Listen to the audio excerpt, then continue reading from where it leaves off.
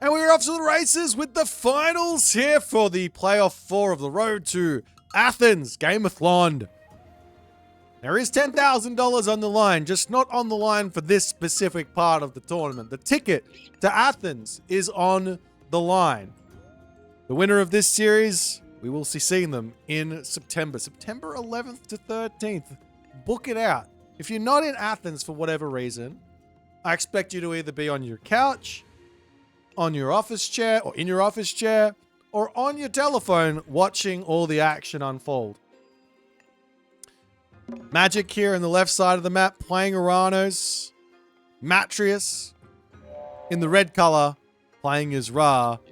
We have a somewhat of a classic matchup here. I don't know how much Magic and Matreiuss really played against each other in Legacy, but I do know that they've had their battles over the years. They've had their battles. So we'll see how this series is gonna go. But it does start off with what I would consider to be a very difficult matchup for Matreiuss. He's decided that Egyptian is going to be the pantheon he wants to practice, he wants to play. And I guess to some degree, with a lot of other top players veering away from this civ, saying, you know what, I'd rather play like the Aztecs or the Japanese or the Chinese or the Atlanteans over playing Egyptian, kind of leaves this open for Matreiuss as somewhat of a consistent pick for the tournament, so it does make some sense. That being said, let's check out the relics and see if there's going to be anything impactful here on this map. We've got the Cathara of Apollo, making villagers move faster. Tusk of Dankang there for 2 extra pigs every 150 seconds. Onto the bottom side of the map, there is the Black Lotus here for farms, going up by 10%. That's a huge relic for Matreiuss if he can get there. And then the Sharon's Obel over here, just in case you lose villagers, you're going to live the dream. As in comes the Matreiuss Temple.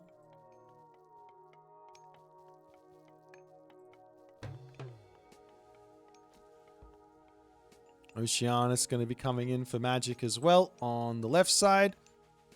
And the big question on everyone's lips right now has to be, are we going to see the Madman be mad?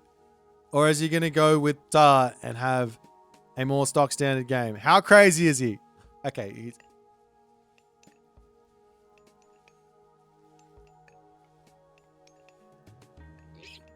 what's that scene in Troy?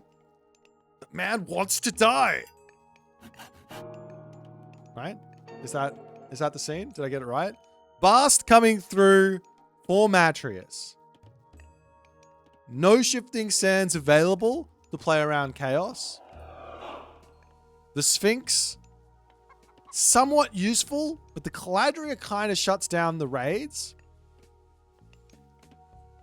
But Magic will need to go into heroes here, which does actually slow him down, funnily enough.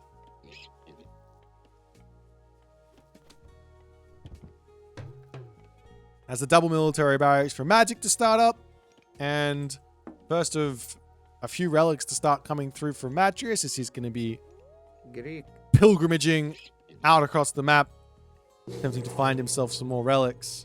We got the double M's for these players' names. I'm, without question, going to be screwing this up.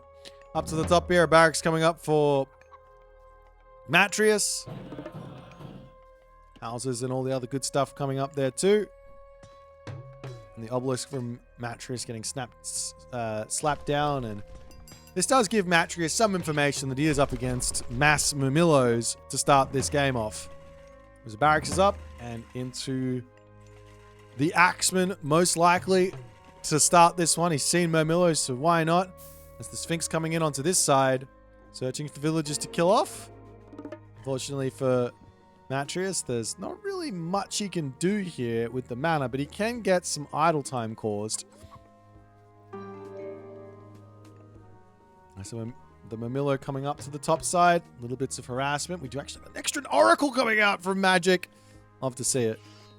There's the Axeman in onto this side. Sphinx coming through. A little bit of damage there as one. Here Murmillo will get converted in. Now, of course, the Hero Mamilo moves up to 5.3 speed, which isn't the same speed as the Sphinx. There's another Sphinx actually coming in, as well as Cryo Sphinx. Meanwhile, priests are in to try and take out the Caladria. It does take a long time for them to actually take that one out, as the Sphinx just going to continue coming forward. Picks off one Mamilo here. Matreiuss is playing in his own... He's in his own league at the moment. I win or lose here, this guy is playing his own strats. He is playing his own style, and he is well and truly putting one foot in front of the other and having an amazing run this playoffs.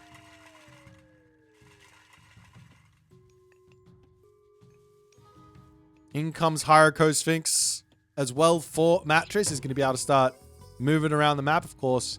In comes the Magic Citizen and potential Sky Passages to come through. A Sky Passage plus Hero Mamilo becomes very scary for the Sphinx raids.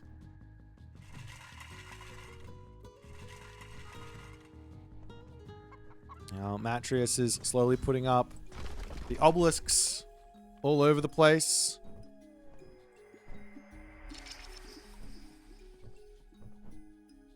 Here comes Bite of the Shark, Frontline Heroics. Medium Axeman comes in as well, as the Armory now up for Matreiuss, as he might be thinking about a Heroic Age here, which is not a terrible idea. Magic is pushed back. He is roaming around with his Murmillos, and he's got medium Axeman to deal with. There's a Caladria spot. The Axeman over here. Obelisk is back up. Magic pokes, can't get in. Random Citizen up to the top side of the map here. As, well, all Matreiuss can really do is try and get himself vision on his side of the map to prevent any aggressive Sky Passages from coming down.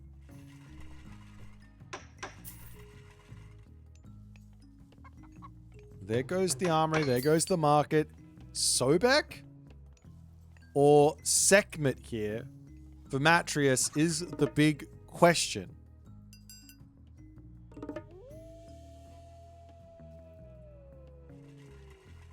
Sekhmet doesn't really do a whole lot for Matreiuss, and he will decide Sobek as the option. I like this option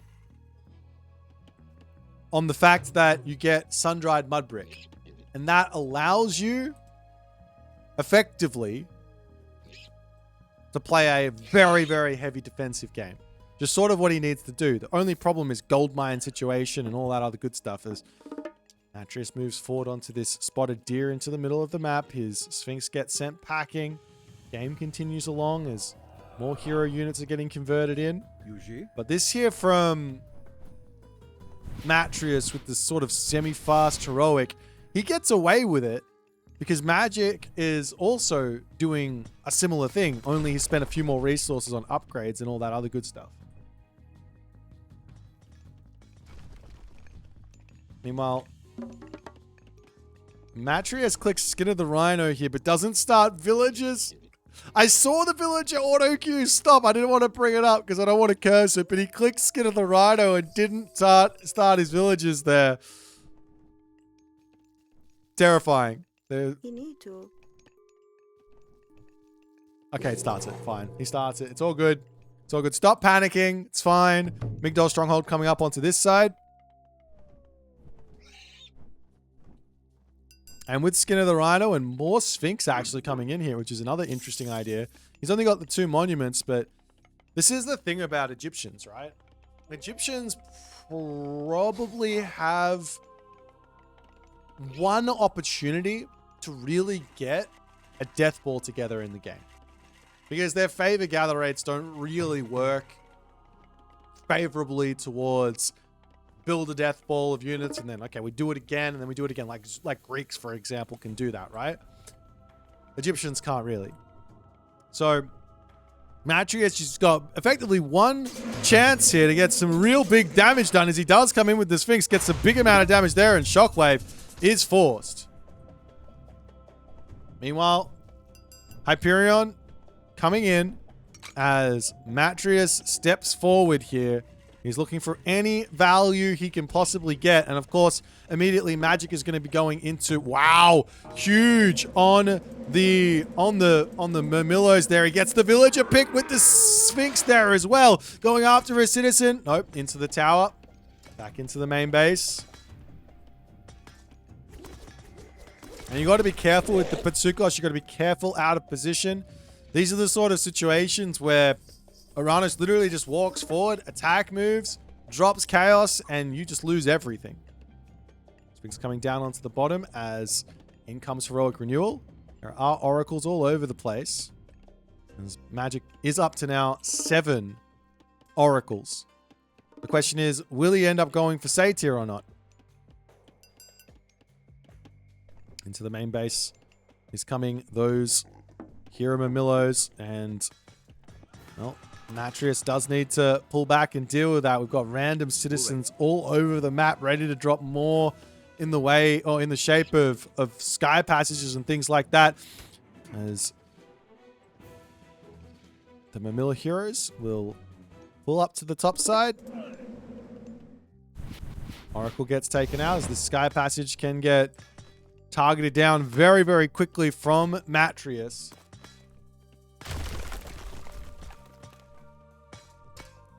More Murmillo heroes on the way, and heavy infantry will be coming through. Now, the big thing here for Matreiuss is he's got to get off a really good Locust. Otherwise, he's going to get into some trouble here. So much favor in the bank. I wouldn't actually, I know Magic. He's probably just going to save and sit on favor to spam out. Oh, never mind. He's going Gemini. Is this a changed Magic? Does he see the light? Murmillos plus Satyr? A tale as old as time?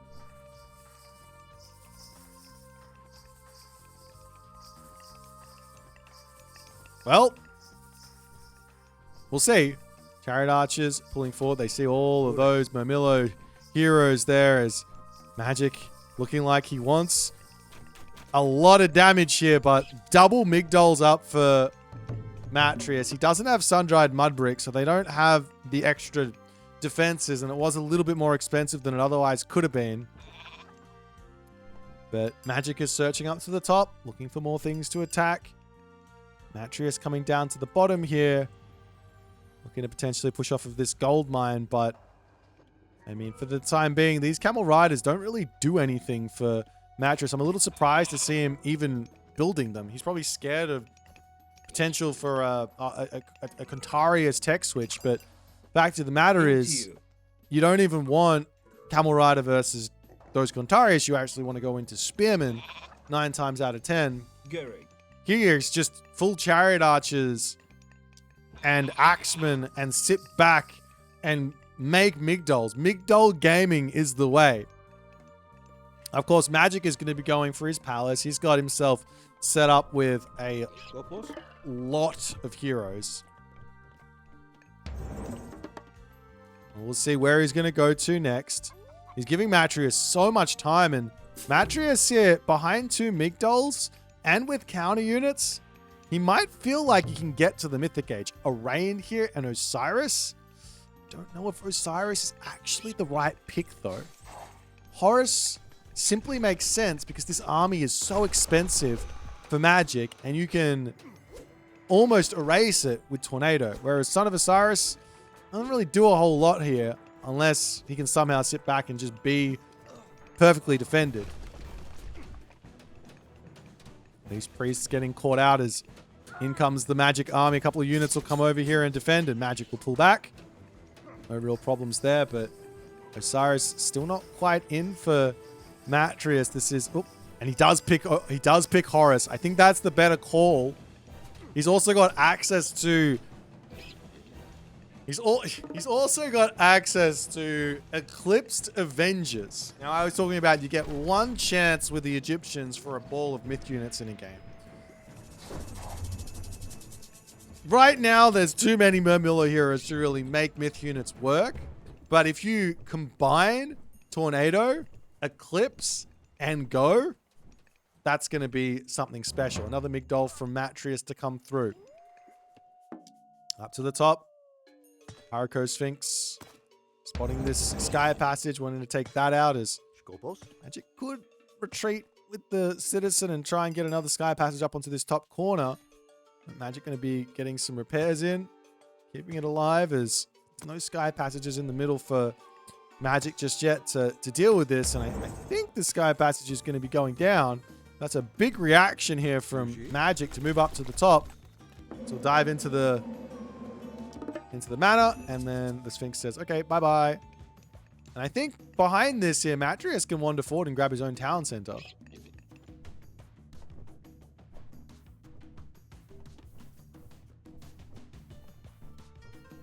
Also got that, finally, that sun-dried mud brick in queue. Like I said, this is basically Migdol Gaming. That is the best option for Matreiuss at the moment. It's the Magic Destroyers. Well, they will make short work of this town center, and that will put a stop to... That will put a big stop to Matreiuss' game plan here. He's trying to repair this up. In come the Axemen. Garrisoning in here is going to be really, really important. There goes the Sobek. There goes the Locust Swarm. There goes the Chaos, and the Mythic Age is denied with next to no time remaining. Eclipse gets dropped in, and I think that Magic is going to completely run away with this in one foul swoop. Are you kidding me? Are you kidding me? Shockwave comes in, and the Matreiuss army is eviscerated.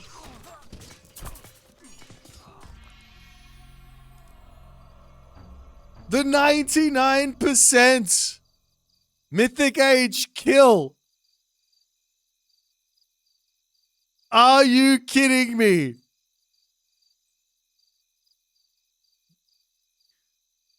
Well, that went from 0 to 100 very, very quickly.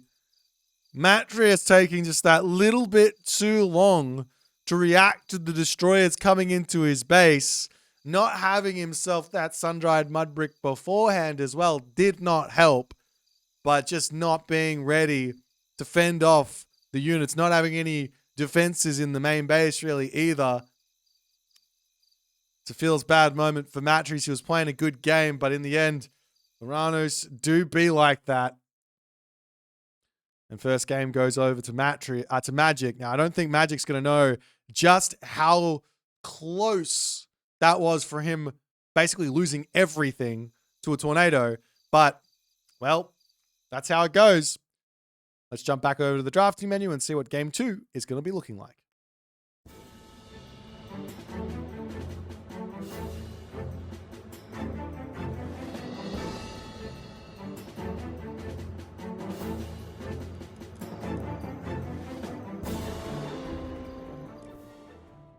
Alrighty.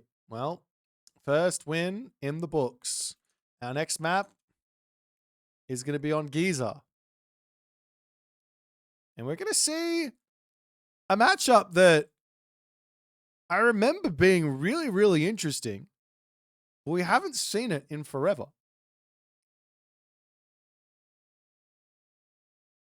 Hades versus Shenong. I mean, this was a matchup that I think not by like 6 months ago, maybe less than 6 months ago, whenever our recent tournaments were on. This was a matchup which players were starting to say was heavily Hades favored. But of course, lots of stuff has changed since then. And it's not as simple anymore. But the way that Matreiuss is playing the Greeks, I think he's got some scary surprises up his sleeves to deal with what Magic's going to be throwing at him.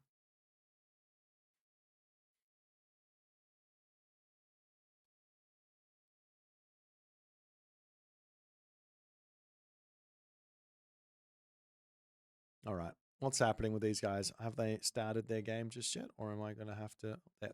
They're off to the races.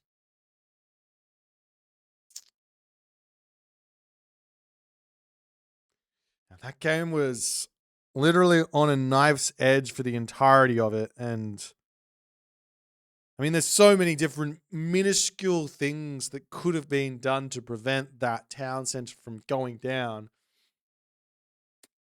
But the fact of the matter is, Magic just, he had that spidey sense. He had that movement. And those army moves, I've got to be honest, those type of army movements are basically the difference between being a top 4 player and being a top 10, 20 player. Literally, those army movements can be. Of course, there's a whole bunch of other stuff, but that's one of the big ones. Being able to find where the weaknesses are in your opponent's position and punishing them. That's tough. And Magic is so good at it. Now, this time, it's Shenong versus Hades. And I don't even know where to start with playing Shenong in this matchup. Matreiuss can go for a 1 town center fortress in your face type idea. Matreiuss can play 2 TC types ideas and again Underworld Fortress. Playing for new bar here with Shenong might be the right play. I really don't know. Maybe Cyclops from the Hades going Ares here could work.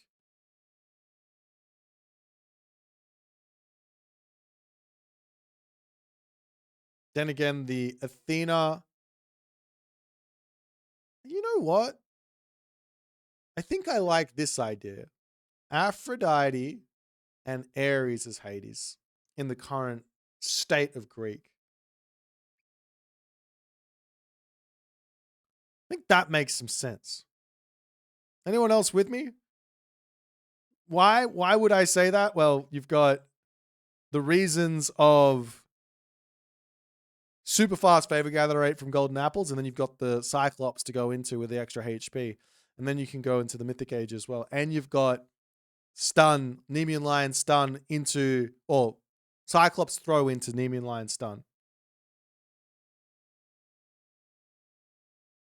Athena, Aphrodite, Artemis. That also makes some sense. Don Artie. This guy. They're all, like all the goddesses. They're literally, their title is goddess. Where do you think that comes from?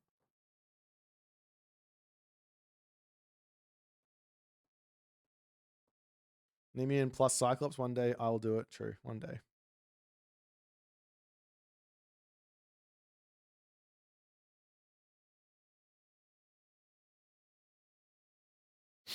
All right, guys.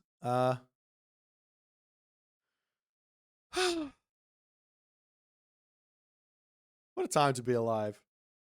Can you imagine growing up as a kid, playing Age of Mythology, and thinking to yourself, in 20 years, they're going to remake this game, and it's going to be even better than it is now. And we're all going to be watching people playing this game for prize money, traveling from all across the world to play each other. What a time to be alive. Biggie Small says, hey man, I am out of the loop. Sorry to have asked something you might have answered before. I remember you announcing the funding has been pulled and it sounded like basically the money was found. That's all I'm going to say. Money was found and they put it into the thing. Not really much else to say about it.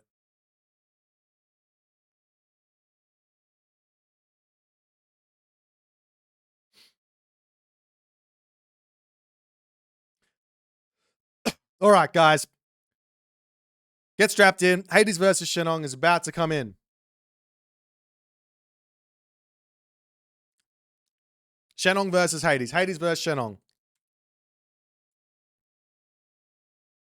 Are you guys ready? We're going in onto Giza. Let's make it happen.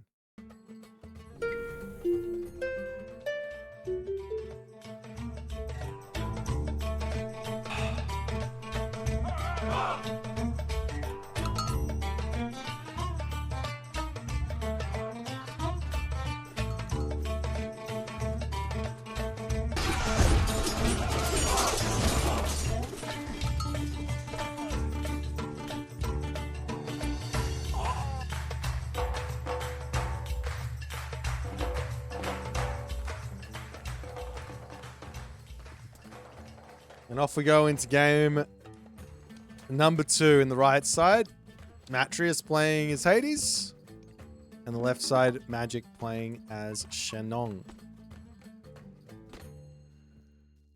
Relics. Let's check it out. We got the Great Sompantley over here.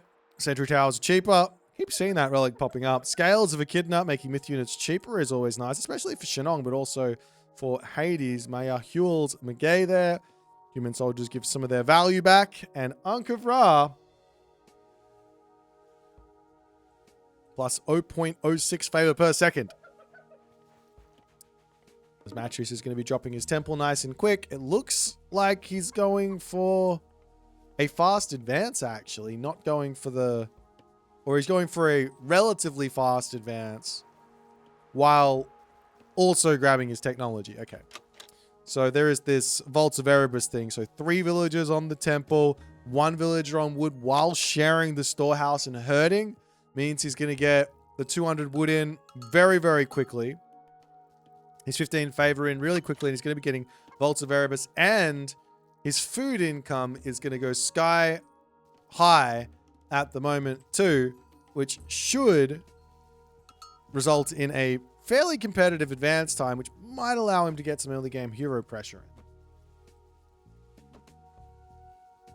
Now, so far, I gotta say, this tournament has a curse on the finals. The first final was 4-0. The second final was 4-1. The third final was 4-0 again. So we're in the fourth final at the moment. This time Magic and Matreiuss. It's 1-0. Are we going to see... Are we going to see it get... Are we going to see the curse get broken? I kind of hope so.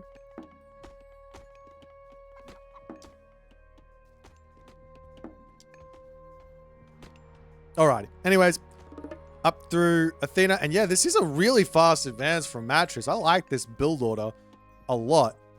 The question is he going to get any value out of advancing fast?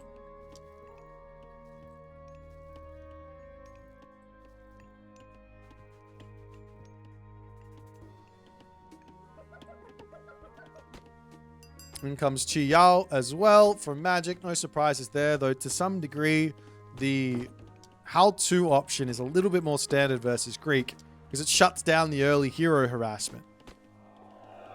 You don't really have a great answer versus the Ajax, versus the Minotaur, versus the Achilles. You have to kind of build yourself Dao Swordsman or just take the pain.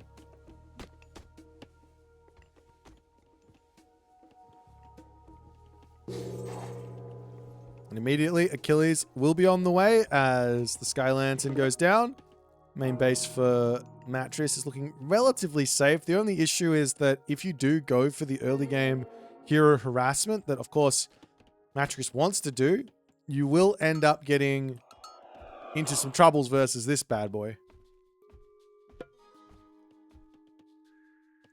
The Yahtzee can come around onto the side and come around into the main base, and if you're attacking with your heroes, then you're getting attacked by the myth units, and life is tough. Some walls will come up though from Magic, just to defend himself, and he can get into an interesting unit choice to start off the game. Wuzu Javelineer.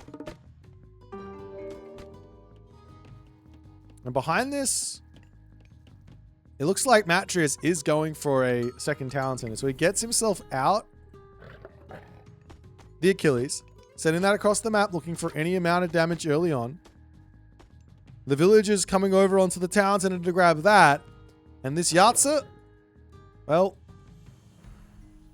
he isn't checking the town center. He's coming back home. You have these, this Minotaur claiming some goats over here. Goats over there getting brought in. These goats gets grabbed from Matreiuss, stealing off a couple, but Magic claims those, and the Yahtzee for the time being searching, and I think this is what Matreiuss wants. He's going to be 2 TCs. He's got Magic stuck in his main base, and from here, what can you realistically do versus Hades with this army? watchtowers, sentinels, defensive play, back gold mine. There's hunt hero as well. One little cheeky wall. As we see a military academy coming up, it's going to be hoplites. It's going to be Hippias, classical fight, defense.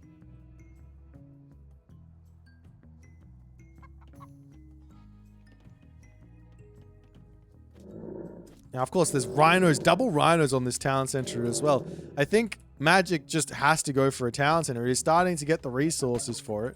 He hasn't scouted that he's up against the second town center as the Dow come in, see the military academy in the stable. That might be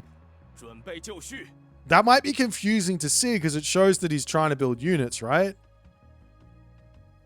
But Magic is not going to get phased by it. He will drop the town center and he will be chasing the Matreiuss economy here in this game.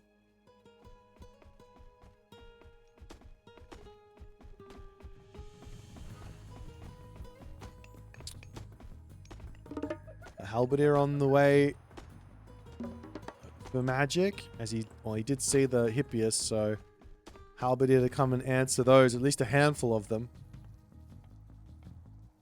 Cheeky little relic getting grabbed up onto the back, and the boom off begins.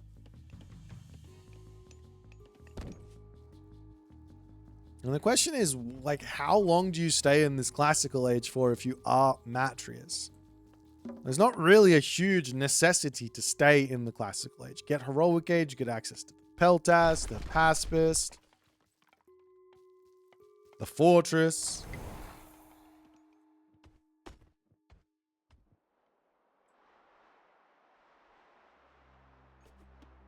Into the main base. Here comes the Yatsa raid. Finally, some actual damage in here as the red units. Well, we have the Achilles coming in. One villager going to be going down. And 5.3 speed versus 5.3 speed is a speed tie. So the Yatsa will get back to home.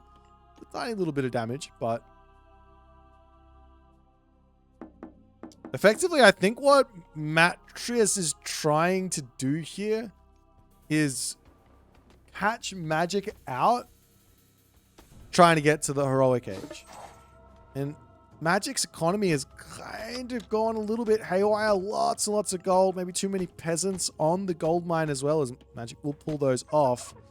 But it can be kind of tough to want to pull the Quafu off the gold and put them onto food to fix up those problems. So instead he's going to move over onto the wood line. So still seeing hoplites getting built here from Matreiuss. It's a very, very strange move. As in comes the army from Magic. Might just be trying to poke and prod and force out a sentinels. Generally, you don't want to put sentinels onto a settlement if you can help it as Hades. You'd rather drop it on a fortress.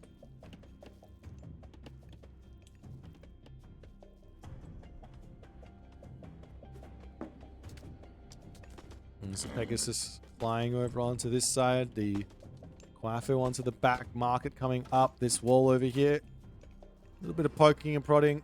Still as the Yats.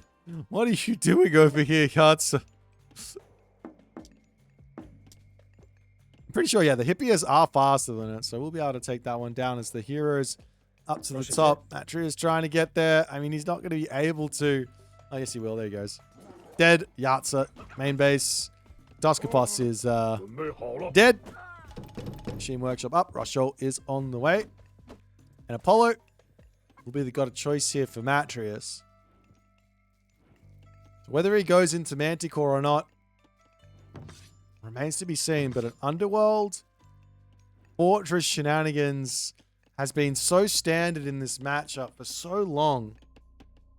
I'd be surprised to see Matreiuss not do that. The other alternative is to say, hey, let's just play a very late game. We'll just go to the late game. Matreiuss has played more late games than most people. Magic too. So they're probably happy to just go for that. But I think Shenong has got a little bit of an edge versus Hades in the late game. If you go Hephaestus, if you go Artemis, might be a little bit more equal. If you go Artemis, you don't have the sort of timing advantage or whatever that comes from Forge of Olympus. as Matreiuss charging in onto this gate, looking to get some damage onto the economy of Magic. Magic's army coming through here, and of course, Matreiuss will respect that as in comes the Fey Beasts, and I think that's going to be a lot of dead units of Matreiuss, and he just goes, okay, we lose all those. The heroes as well are going to be dying on the back. He gets away with a couple of units. He can drop a Temple of Healing here as well and maybe get them back up to full HP, but Fey Beast gets a small amount of damage done there. Do they tell you exactly how much they did? No.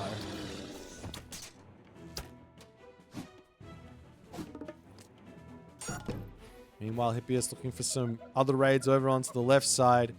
And a temple coming through. Matreiuss' Temple of Healing does need to come in, though.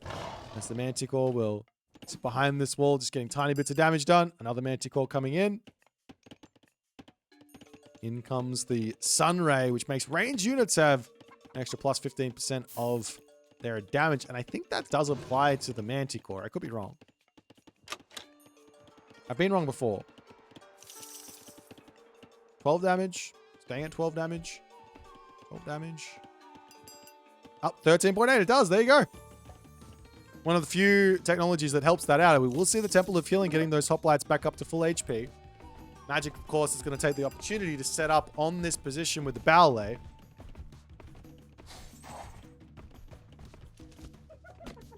I guess the question is going to be, does Matreiuss look for an underworld passage or what? For the moment, it's just pure Manticore spam, full speed ahead, play defense, and wait.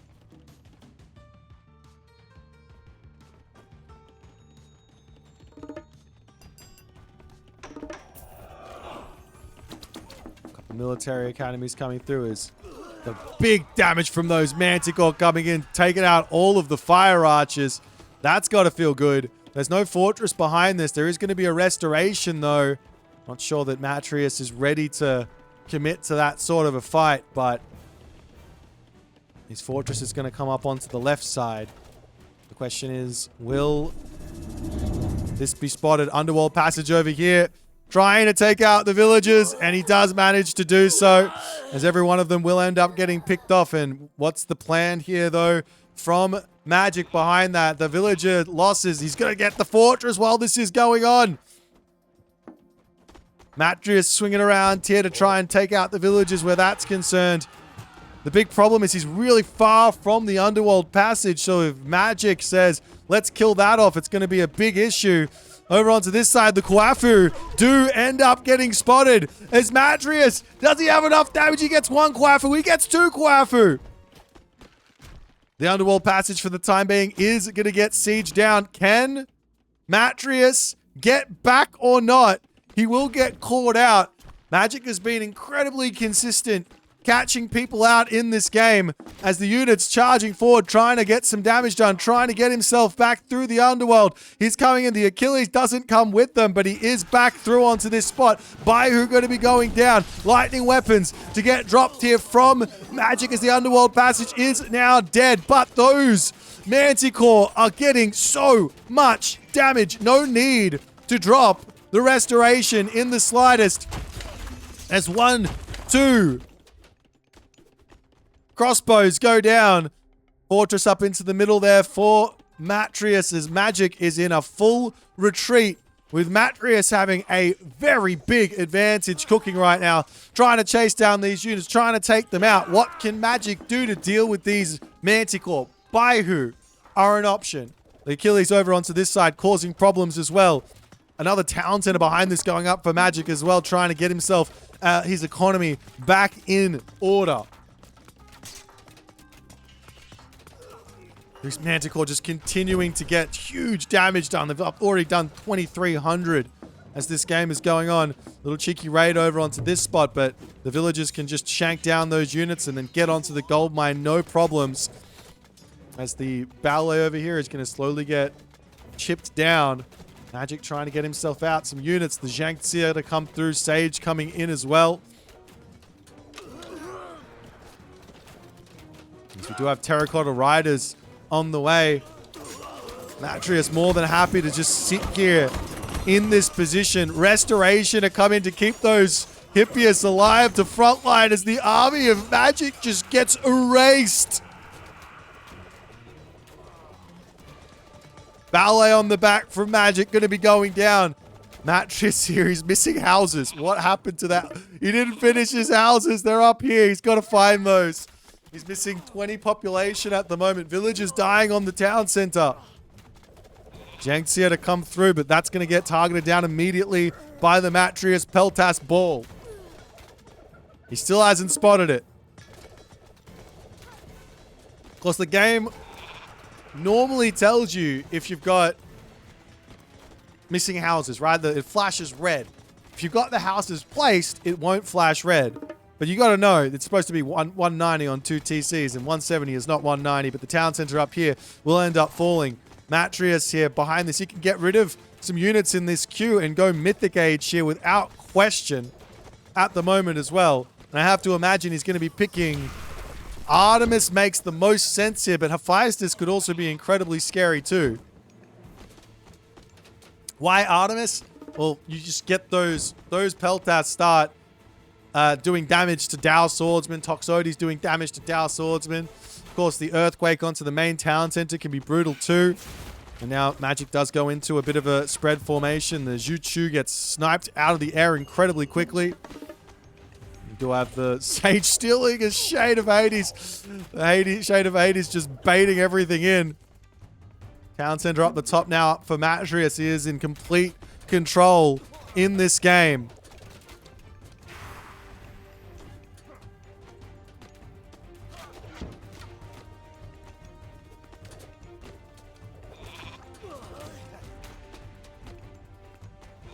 Another ballet in the middle for Magic as he is desperately trying to just stabilize here. He is fine on villager count. He's just behind on tech, behind on military value, behind on everything. And Magic, he's about to be under the pump with a forward temple coming up, healing up these units. Potential fortress to follow afterwards to grab this town center.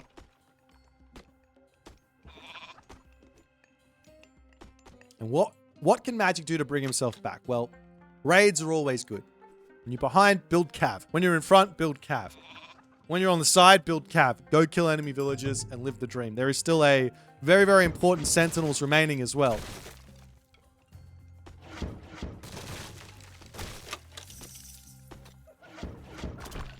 But Matreiuss has let Magic a little bit back into the game with the military diff. The other thing here that I notice so often from Greek players is you just kind of forget to add infrastructure. So the top villagers getting targeted down over here, and the villagers on this side checking things out. Ballistics to come through from Magic as well.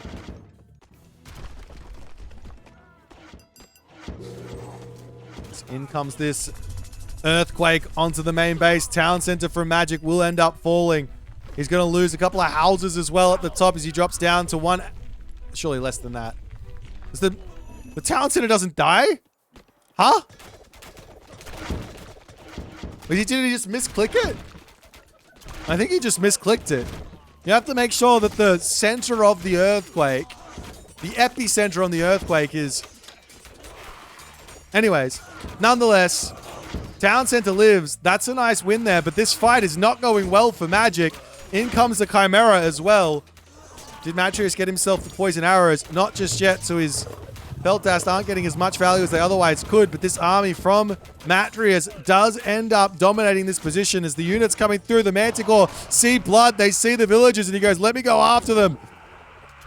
The Manticore is so fast, 4.6 speed, and a dream there. And over onto this position, though, the Chimera pushing the units back as heroes are without question needed here. One Kwafu ends up dying as the army of villagers pulls back into the main base. Over onto this side, vintage Matreiuss here with the forward fortress, the forward walls, and the town center getting sieged down. Peasants try to come in here to help.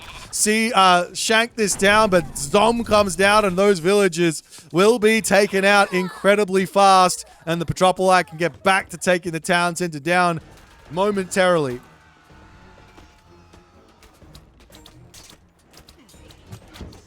Now the Petropoli to take out the ballet of magic. As I'm sure this town center is going to get picked up momentarily. Up onto the top, in comes the White Horse Cavalry. Is there crenellations? Answer is no. White Horse Cavalry going to be able to get in here, but there's still a huge amount of damage to come from those sentinels and the double fortress.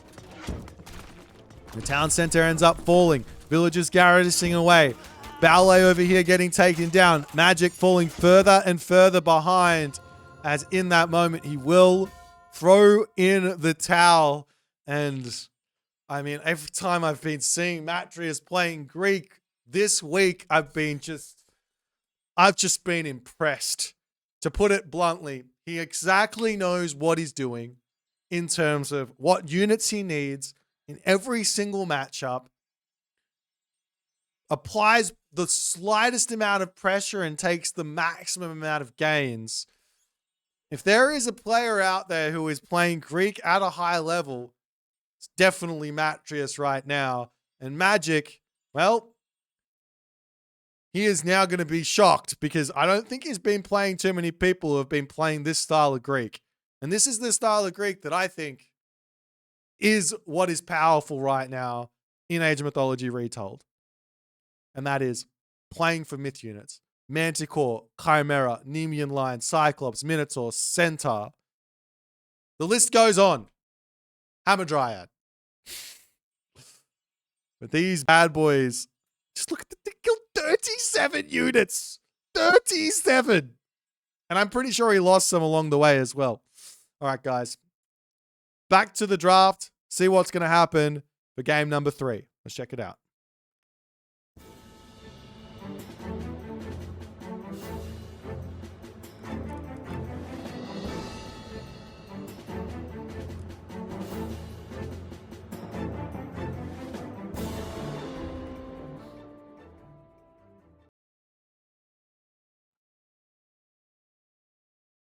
All right, guys.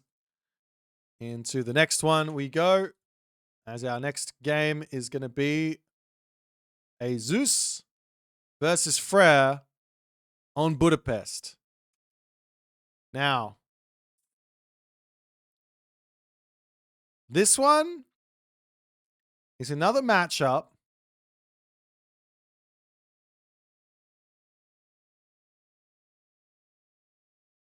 that is without question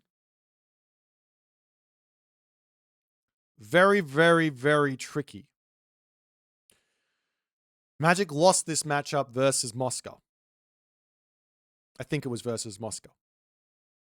But then again, you know, it takes one game for Magic to sort of actually start thinking about it. And if he thinks about it, then he's probably going to come up with something to get him out of that position. And he's going to have a good game here. This is not an easy matchup for either of these players. But there is a correct way, in my opinion, for the Zeus to play it. Let's jump into Budapest and see how things are going to go.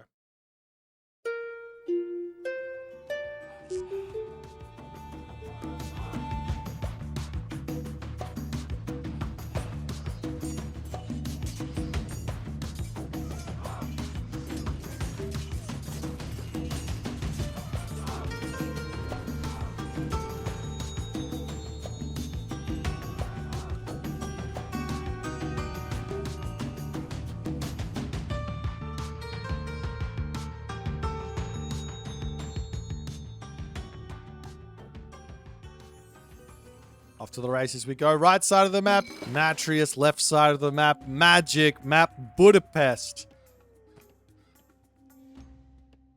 What a series we've seen so far. Game number 1. Decided in one decisive moment. A matter of seconds between potentially this being 2-0 already. Game 2. I don't even know what really went wrong for Magic in that game. Matreiuss was just in his head and had an amazing start, mid-game, and finish. Now Magic has to know what's coming for him.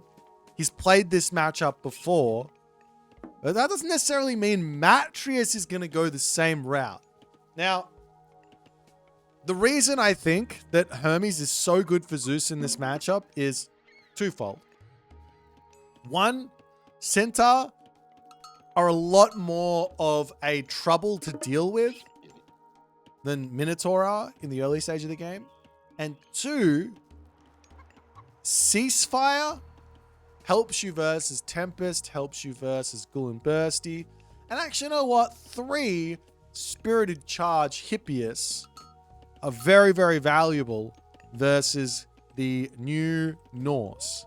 For the longest time, I think it was pretty silly to build Cav versus Norse, but now that the Throw and Axeman has been shifted away from more generalist damage into more of a counter infantry role, the cavalry have been becoming really good at taking out the Throw and Axeman. So Super Hippias do make sense versus a Norse player who is building pure wood-based army.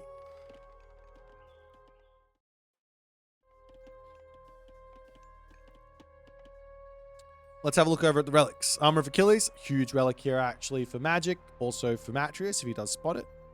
Move on to this side, Shenong's Okra Whip there for the plow, irrigation, and flood control. Getting a bit better. Oseberg Wagon. Caravan's getting a little bit of extra move speed. We have yet to see a Budapest go hyper late game, but if it does, it's very important. And 9 Cauldrons here is a huge relic for Magic, as he's going to be wanting to get some of those Huskarl in. And we are indeed seeing Matreiuss picking Athena. And this here is the Matreiuss style. Very different to the Mosca style, apparently. But I gotta say, I find playing versus Athena as Freyr much more simple than playing against Hermes. But also, on top of this, hang on. Matreiuss is already advancing. This is a fast advance from Matreiuss. What the hell? Dot coming up onto this side as Matreiuss says, hey, I really like being aggressive. I don't know if you guys have sort of caught on to this, but all Matreiuss does is goes and be aggressive. He's in. He's getting himself his Juggernaut through, and he's going to look to take this position out. But while this is going on, Magic just says, hey, I'll just put another dock down. It's fine. This isn't going to be that important. That being said, Matreiuss, he's got a little bit of an inkling here as he's going to charge over here with the Jason. You can't bolt a Berserk until it's in the classical age. 5 seconds remaining on this one. The dock will be up. As hoplites are going to be coming through, we do have another dock coming down onto this bottom side. As Magic can say, it's fine. You invest all these resources into killing the top side. I grab the bottom side. Fair trade.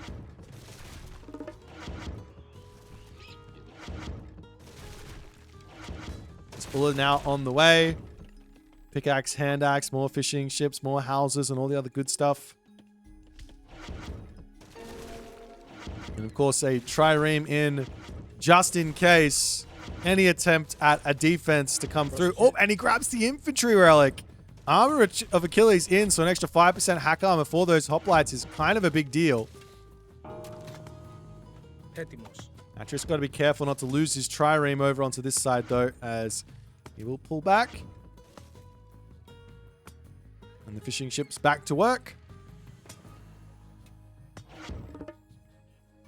Double docks down onto the bottom for Magic, as he will get out just a cheeky longboat to be some sort of a defense over here.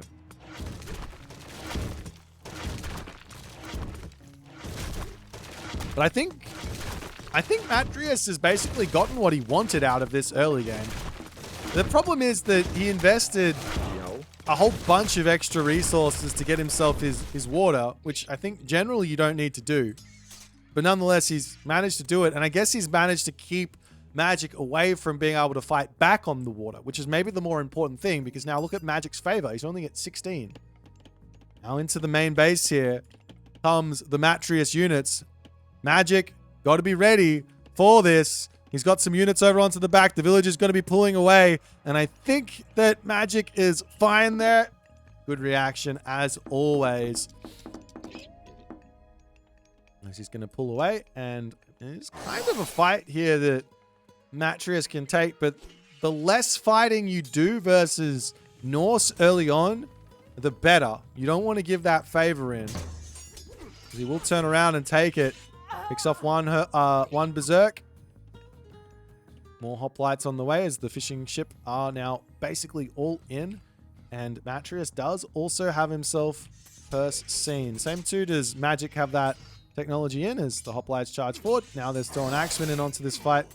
Probably don't want to be here.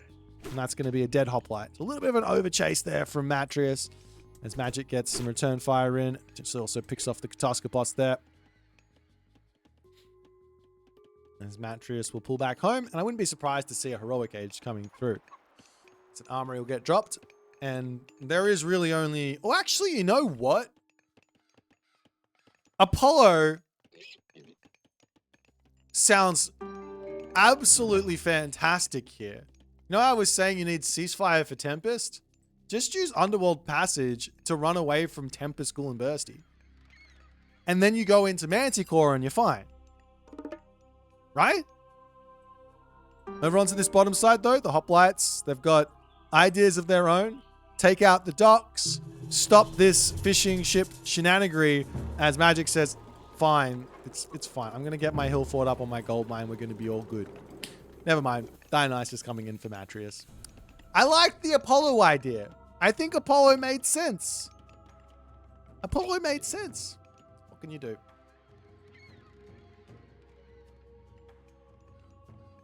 Dionysus will be in. And it looks like Magic is just a little bit behind here. So his Heroic Age is just that little tiny bit behind. He's got maybe a few more military units out. It's not the biggest of deals, but it's definitely something that you want to keep in the back of your mind, is that if you get a Heroic Age in as Freya, it's basically like you're just getting extra resources. So it's always nice, or always good to greed for that just a little bit. As the Berserk's going to charge up here and try and take out the dock. Town Center coming through for Magic as well. But Matreiuss can wander in and put a fortress down and look for sieging potential here. Always staying outside of range of the Ghoul and Bursty and things like that.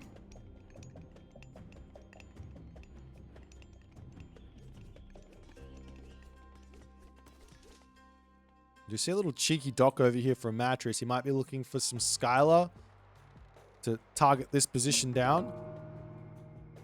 As now the Hypaspists come through. Berserk's checking around onto this top side as Magic can look for some side builds and things like that. But at the moment, second town center up for Magic. Heroic Age is going to be coming through momentarily.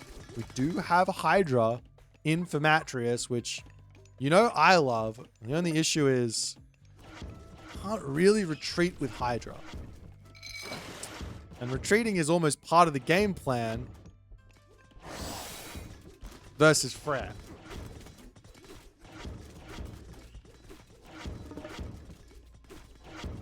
So in comes the Hoplites, in comes the Hydra. I'm going to try and take out some of this position, picking off a cheeky little Berserk deck. Magic keeps it alive with 3 HP. We're also going to be seeing Chthonic Rites here as well to try and keep those Hydras alive and healthy. As the dock up onto this side, still getting targeted down. Matreiuss behind this. Got to be careful. Very, very important. The micro here, though, now for Matreiuss. Hersa will take these Hydra down quickly, but they also get taken down really quickly by Hypaspist. On top of that, Heroic Age is going to be in, so Ghoul and Bursty is going to be a thing too. Of course, Restoration and Run. That can be an idea. There comes the Chthonic Rites. There's some buildings into the main base going down. You've got to be so careful here if you are Matreiuss to not go too close to this position, because then the Ghoul and Bursty Tempest comes in. You can get a lot of value here sitting behind this as the Peltast will be into snipes to throw an Axeman. Up to the top side as there are a lot of units over here as well. Is Magic going to potentially try and do a sandwich here? Or maybe not. Yes, a sandwich. Attack from the top, attack from the bottom.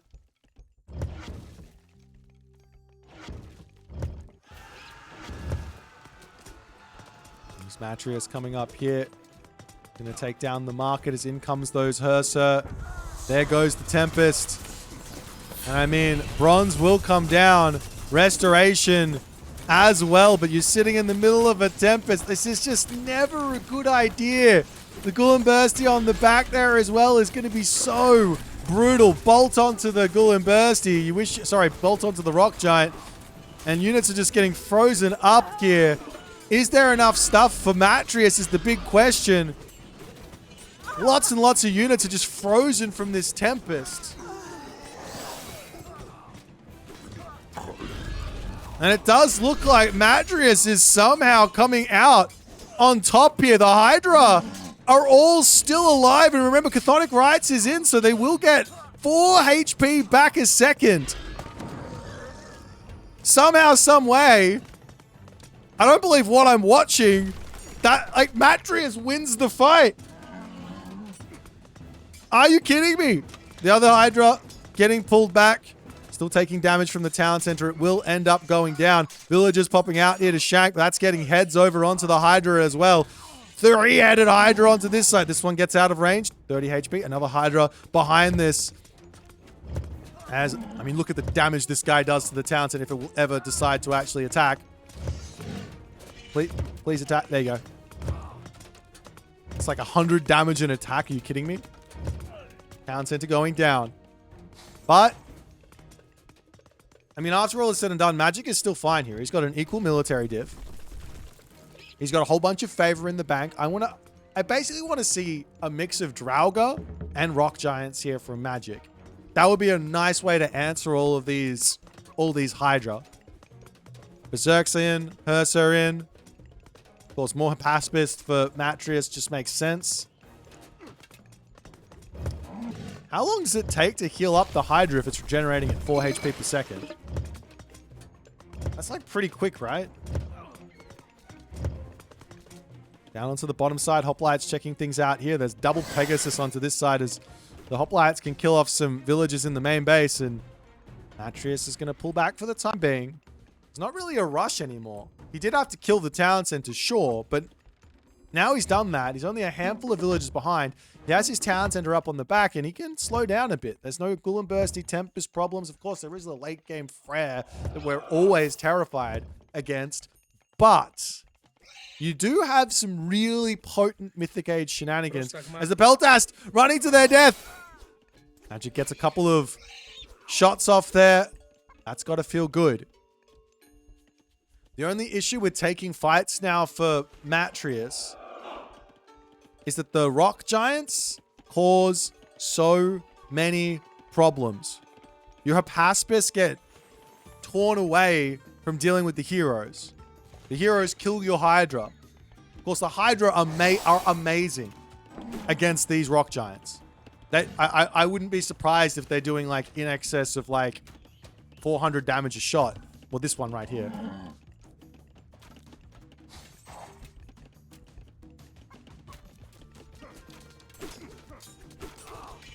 Matreiuss does say it's time to go. The taunts come in. Bolt onto one of the Rock Giants there.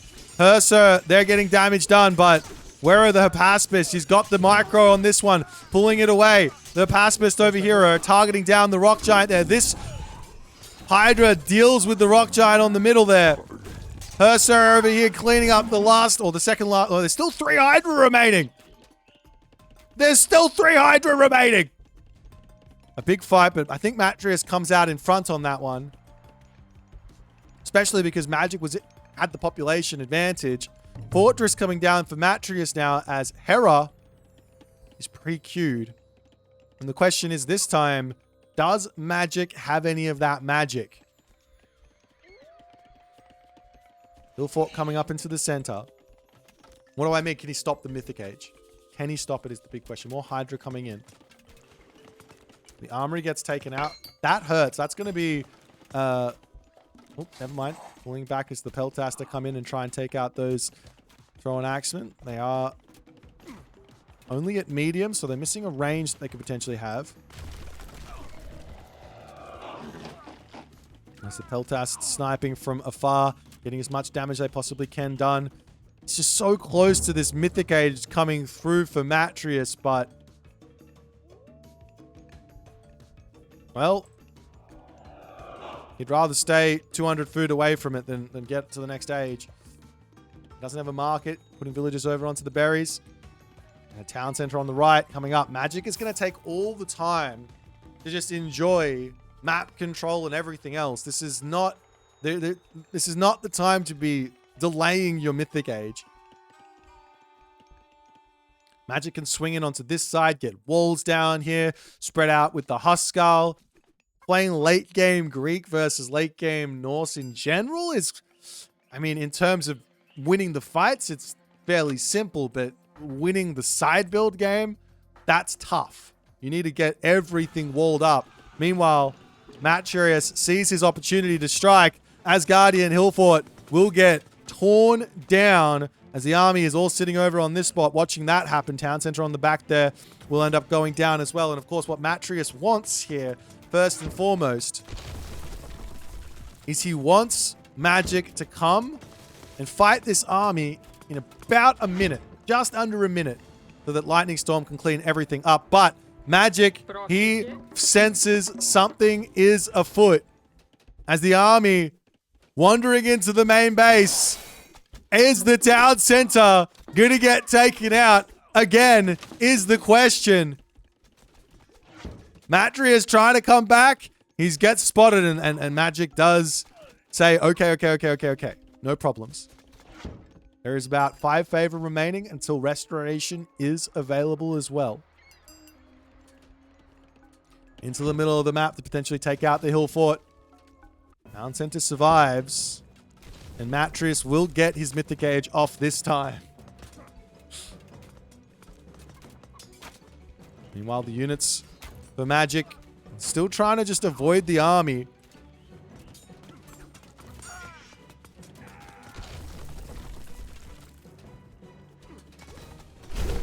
In comes the Mythic Age. Lightning Storm will get dropped down, and Matreiuss, he is going to be making a very quick movement over onto this town center, finding villager picks here. Lots and lots and lots of heroes getting brought in. There's still 150 favor in for Matreiuss at the moment.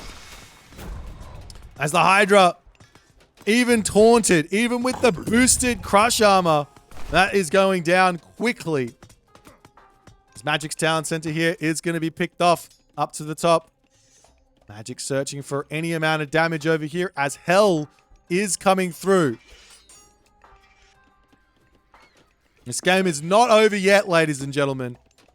I've seen Nidhogg do a lot. It's going to be important, though, for Matreiuss to hold on to this restoration, because I've seen restoration deal with a Nidhogg before. As the Hydra... how many heads does this... He's got 1,000 HP. 4 heads. 4 head. All right, I'm sorry. Sorry about that one. I had to.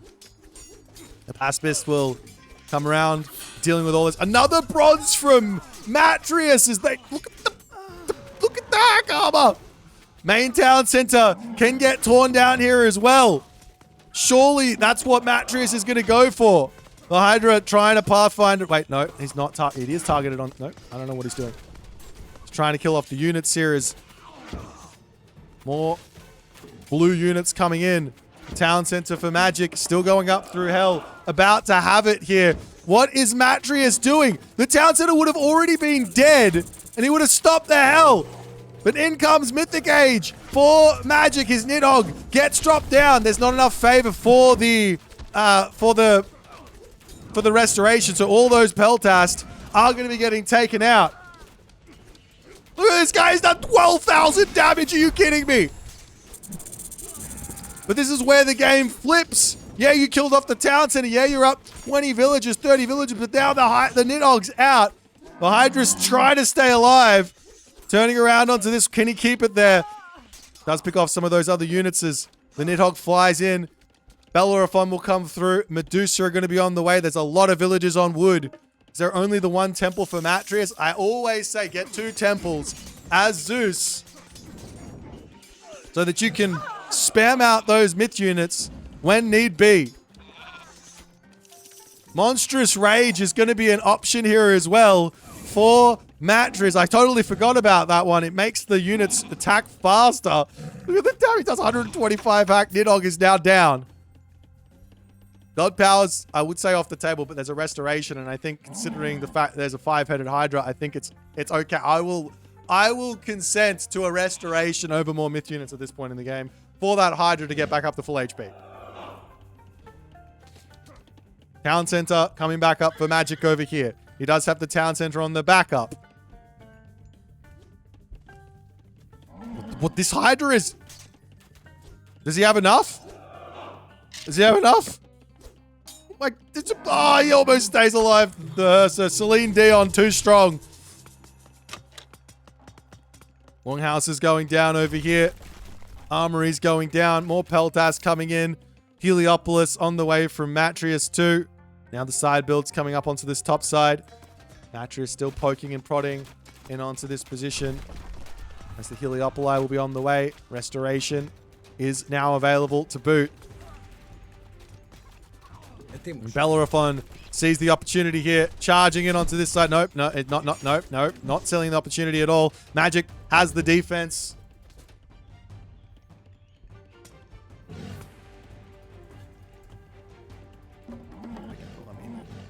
You can't see that.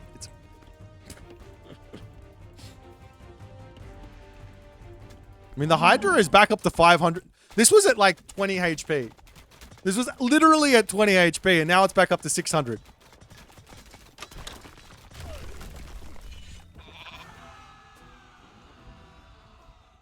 Matreiuss has his third town center. Is at full population. The other thing you have to remember, this is a 3 population myth unit. A 3 population myth unit. Meanwhile, this guy, that's 4 pop. This guy, that's 4 pop.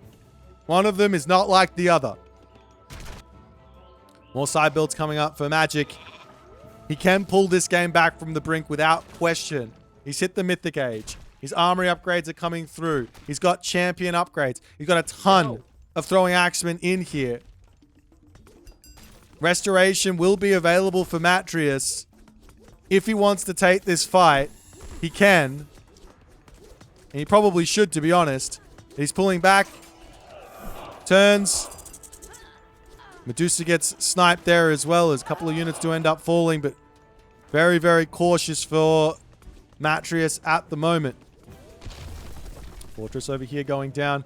The thing is that Matreiuss needs to finish these walls off, because if he lets these units get in onto the back and these side builds keep coming down, that's where life gets really, really tricky for him. The hero's trying to get in onto the fire giant there.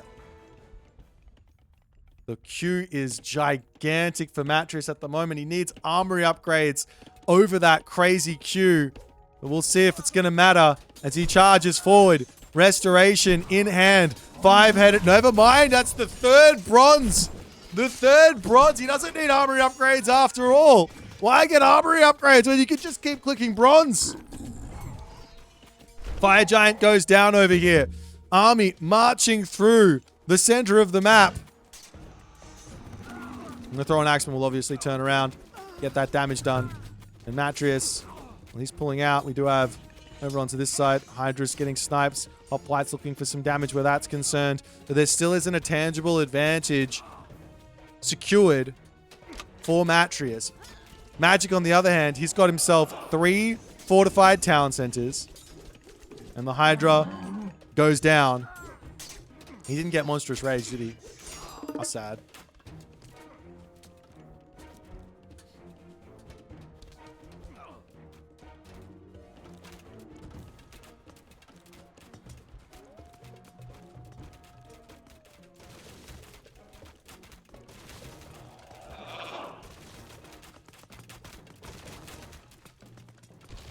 Magic, Hillfort Gaming starting again.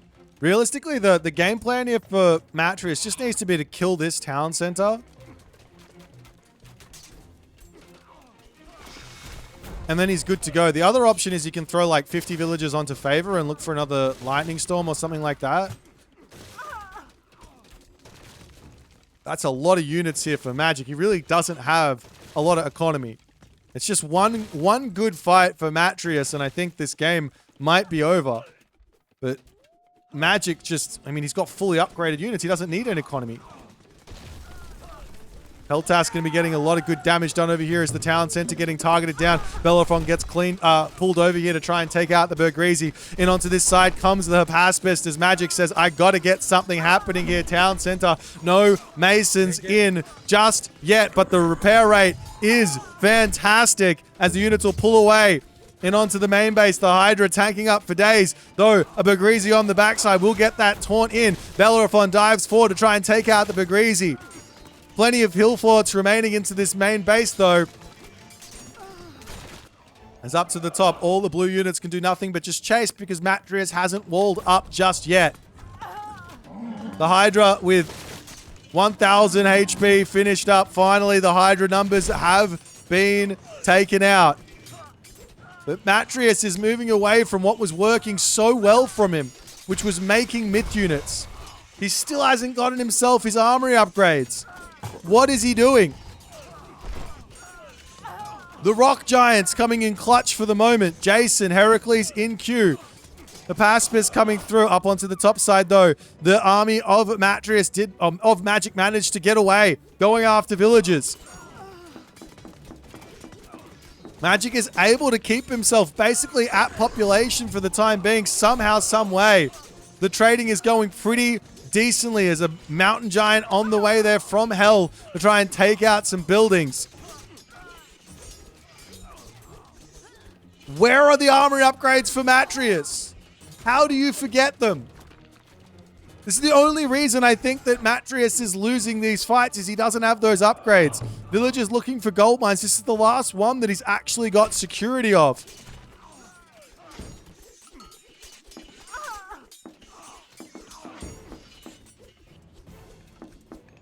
Raiding all the villagers over onto this side. Fortress does end up falling. And Matreiuss's hopes of winning this game, his grip on this game is loosening. And I think that Magic, it's the only way that Magic knows how to do. He is causing so many issues for Matreiuss here. Jason pops out. Look at this guy. Trying to take out the mountain giant. A difficult time. I'll tell you what unit was winning. The Hydra. Where are the Hydras gone?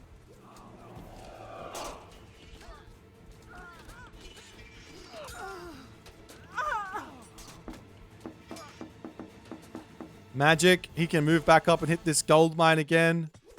I mean, the gold mine's over onto this right side. They've got to get dealt with at some point. Heroes trying to come through and dealing with these myth units as they're tearing down the fortress. The Bellerophon coming in might get denied as well. In fact, it does get denied there. As Magic looks like he is not only in a winning position, but he has actually won this game as Matreiuss taps out. What a comeback from the Magic Man. Are you kidding me? All I gotta say is Matreiuss was winning when he had myth units. He stopped winning when he stopped building him. Magic was losing when he didn't have myth units. He started winning when he was building him. There's a correlation there. I reckon there is. Matreiuss missing killing the town center and stopping hell as well. The game was done. The game was done. All he had to do was right-click on the town center.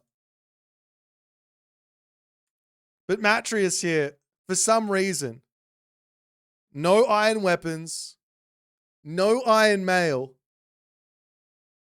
at 30 minutes into this game is inexcusable. On top of that, not using that second restoration, I think, as a way to get through the gigantic army of Magic, I think that was just simply put a mistake. He needed to drop that. He needed to use it in that moment. And that might have been a different game, but the Frere gets the win, ladies and gentlemen. Magic now up 2-1.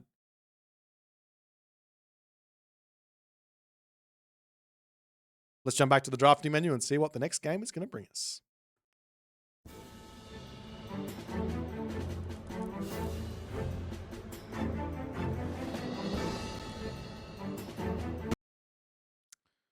I forgot to do this thing. Oh well. I'll do it next time.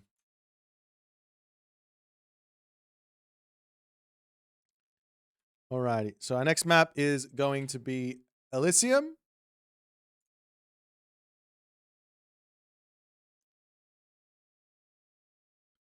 And it is going to be a Poseidon versus Gaia matchup. Well, Magic gets his next matchup that he wants to play. He wants this matchup. This is one that he's been eyeing off. If there is a god here that Magic wants to play his Gaia into in the Matreiuss pool, it is Poseidon. Poseidon versus Gaia. I've said it before, I'll say it again. This is probably the hardest matchup in the game for Poseidon. Personally, I like Ares in this matchup, but Mosca proved that Poseidon can play a pretty mean Hermes, fast, heroic, to make life very, very difficult for Magic. But Magic is incredibly clean with it. And even in that situation where Mosca played an insane game, Mosca still had a technical losing position after all was said and done and somehow managed to find the dub. Which is sort of the story of this tournament to some degree. Chances are slipping through players' fingertips. Everybody is getting chances to win these games. Without question.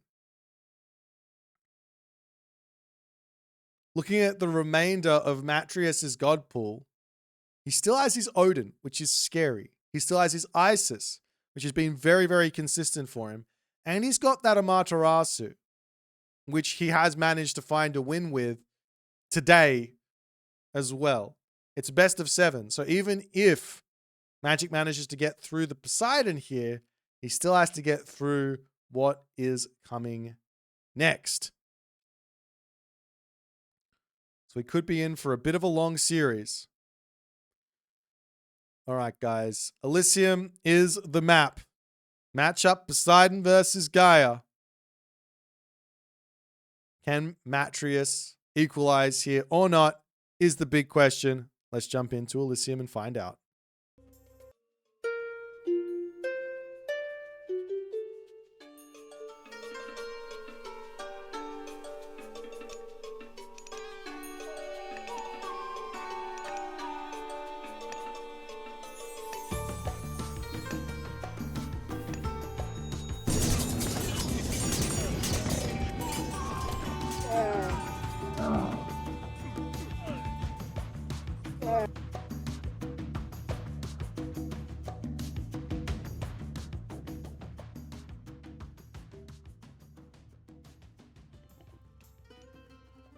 And off we go.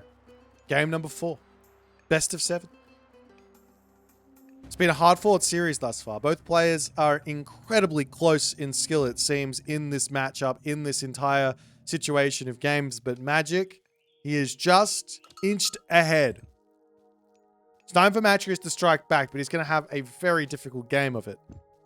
He's got his Poseidon. It's his pride and joy. It's a god that has stood by his side for many tournaments in the past. Tournament wins in the past as well. The map is Elysium. Let's take a quick look at it. Town center on the right has got some side crowned crane. Not the best, but not the worst. He's got this forest here that's sort of blocking the gold mine, and it's very open on the front.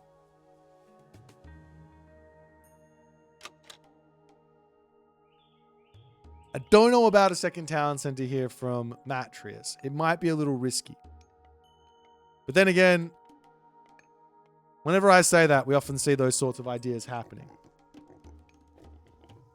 On the left side here for Magic, he goes for his economic guild. I imagine he's going to start with units you generally want to deal with any sort of early game harassment. Let's check out the relics. Nine-tailed fox charm. Making myth units regenerate a little bit faster. Or just making them regenerate in general. Great. Some Pantley here. Golden wood cost minus 15% on the towers. Pandora's box for the myth unit. Cost reduction.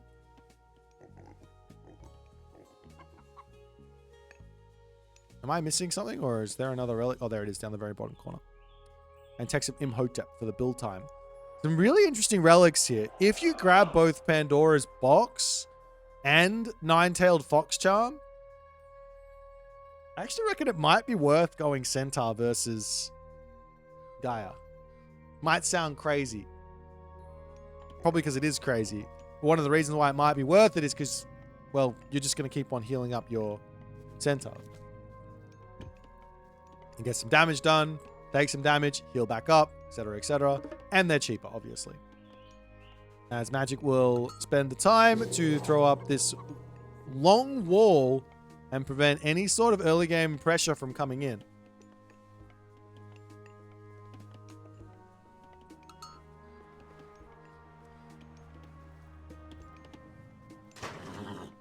There's the stable coming up from Matreiuss on the front. Centaur going to be riding forward here as well, as we will see the Oceanus, Husbandry, Oracles coming through from Magic.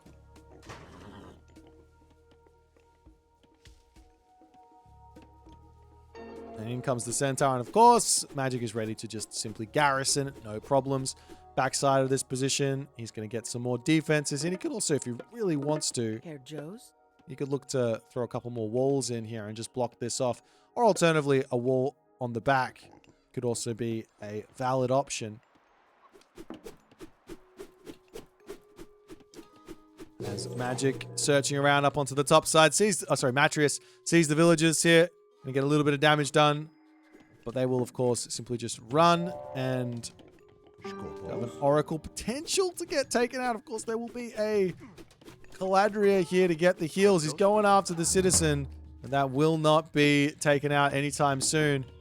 Oracle on this top side though. Does it have enough?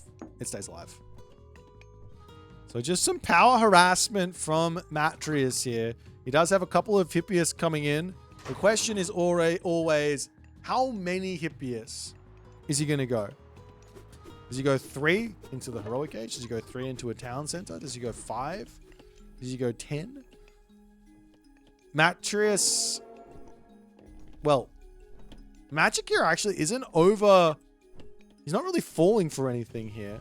If there's any sort of bait and switch, where you go a couple of units into a town center, there's only the one military barracks, which might bode well for Matreiuss in a way if he wants to keep on pumping units out and keep up the pressure. Counter barracks now up for Magic as the Hippias were shown. Potential for some catapulties to come in, and it will be the town center option. Great, some partly coming in. There is that Pandora's box there. There's Matreiuss still just looking for any idle time he can force. He is getting a fairly decent amount of it here.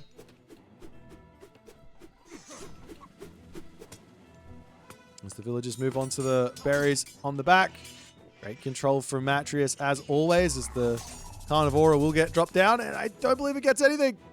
You can animation cancel and basically guarantee you're going to kill off a unit there, but Magic was not able to do that.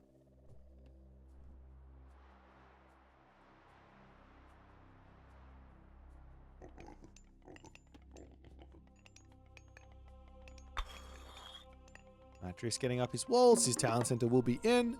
And generally speaking, behind this, you normally see a Heroic Age as well. So he's just going to keep on putting pressure. Magic is technically, I don't know, is he just going to go all in? The all in option makes sense here. Walls coming up onto this side as well from Matreiuss is going to take a lot of time as tries to turn around. Got to be careful here with how everything moves. And we got channels this time. Magic got the channels upgrade. His units are going to be very, very quick on that Lush. Last time I saw him play Gaia, he ignored that upgrade. I got very upset with him. As the walls on the way up onto the top side. Archery range coming in. As the main base now will be under attack. Hippias coming through. Going to look to get a little bit of defensive action happening. Hippias and Toxotes going to be coming through as well. As, I mean, of course, you want that next age if you can. Does he get the snipe on the Mermillo? Yes, he does. Does he get another snipe on a Catapulti? Oh my god, Matreiuss is so good with these cavalry. Can he get out of here? He does. And the hero Mermillo goes down as well. Beautiful defense from Matreiuss. No, I spoke too soon. One Hippias down, two Hippias potentially down as well. He gets back. Town Center now on the way for Holy Town Center. That is 8 citizens in a dream for Magic. As Magic is like, hang on, there's no way I'm playing anything but a town center at this point.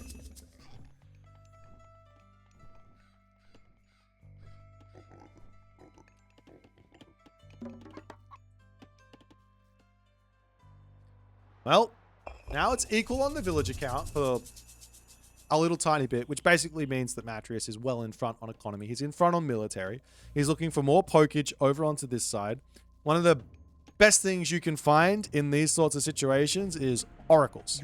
If you can find them, you live the dream. Happy days. Matreiuss searching around onto this side again, but the defense is a little bit too good here, and I imagine the game plan from both players at this point is, let's just get to the heroic age. Magic is going to be getting himself his economic upgrades. He's already got himself Shaft Mine into Bowsaw as well. One thing that has always been a sort of tried and true part of playing Atlantean is that because you get more villagers out than your opponents can, that means that your economic upgrades are a little bit more impactful than everyone else's, right? Because you're going to have more units out, so more value. Of course, then your opponent catches up and they get more value from their upgrades once they get to full builds or whatever. But if you grab the economic upgrades early, then it's a really big boost to your economy.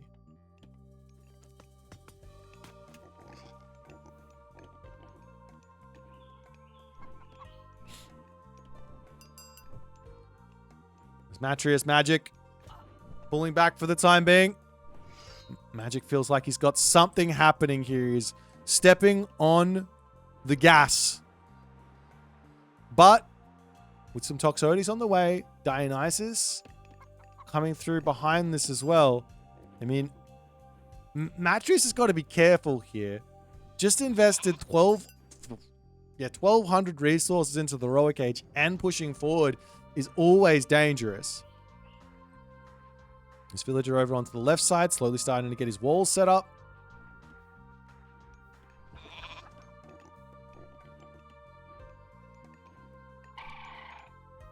And Magic's now, well, he's on his second gold mine. He's still got a little bit of gold in the main base, but he does have to defend this.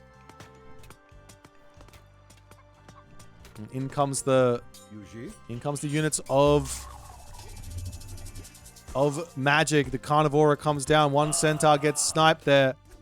It's these Toxotes, I don't know what they're doing at the moment. They're not really a unit you want to go into super early on in this matchup. You get caught out by so much stuff. And now Thea is on the way for Magic. And of course, for Matreiuss, some of the things he needs to be focusing on right away is just get those economic upgrades in. He's already got the walls set up. He's going to be able to make Prodromus to deal with any sort of Contarius raids. The Paspis to deal with the really strong infantry of Gaia. And then go from there.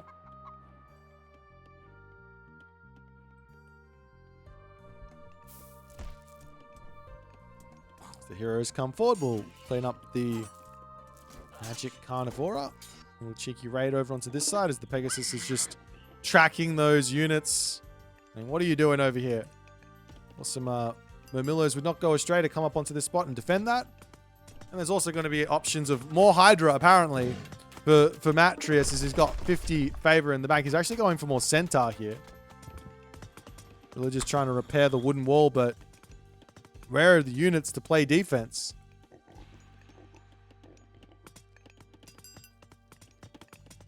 He's still trying to just repair this up. Does he have enough stuff? Answer is no. As the Murmillo charging in. Over on this side, house goes down. Units coming up to the top side. There will be a couple of units already over here. Palace getting dropped by Magic for the time being.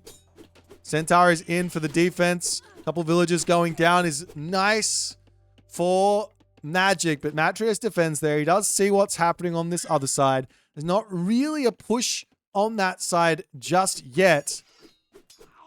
As these Murmillo getting shot down on the retreat.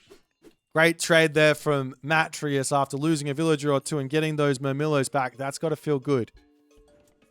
Back in onto this spot. Ball's back up.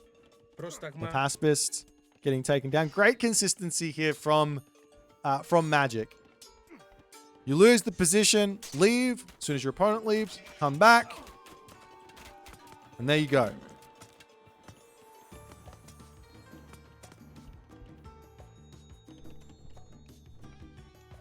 Arcus on the way from Magic at this point is a little bit of an interesting move. Of course, there are the Paspists, and Arcus are perfectly fine versus a Paspist. The Thracian horses, spirited charge from Matreiuss does mean he really does want to go into a lot of cavalry. But behind this, he's actually saying it's time for Hephaestus, and, well, Magic sees the fortress and goes, "Ooh, do I want to fight that? Not just yet." There is also a ceasefire. There is a ceasefire available for Matreiuss as well. So Matreiuss is doing what we in the business call power greeting at this point. He doesn't have any units to really stop the army from charging in and killing him. He does have some units, but it's not easy. And he might have to drop a ceasefire here in this game. Wait, is that a second lure? I didn't even notice that. He dropped the second lure? Matreiuss is insane. Temple going to get sniped here. Watchtowers does come down as the heroes on the front getting cleaned. And of course, Magic goes, I know I need to get damage done.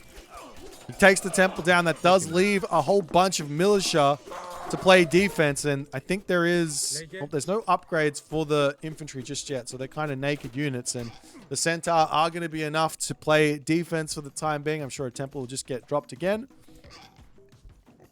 For Matreiuss, does he have his armories up? He's got one. And Magic's best bet here is actually to look for town center control. Down here, down here. Temple for Matreiuss on the left is the idea, as this oracle is just going, what is happening here? Why is there a temple coming in onto that? What's happening? I don't understand. Meanwhile, Arcus are going to be wandering forward. And they do have a little bit of damage they can do onto this gold mine. As well, to some degree here, Matreiuss, he's got some trouble afoot because he's only got 3,000 gold left over there. Finishing these walls off and securing this gold mine is going to be really, really important.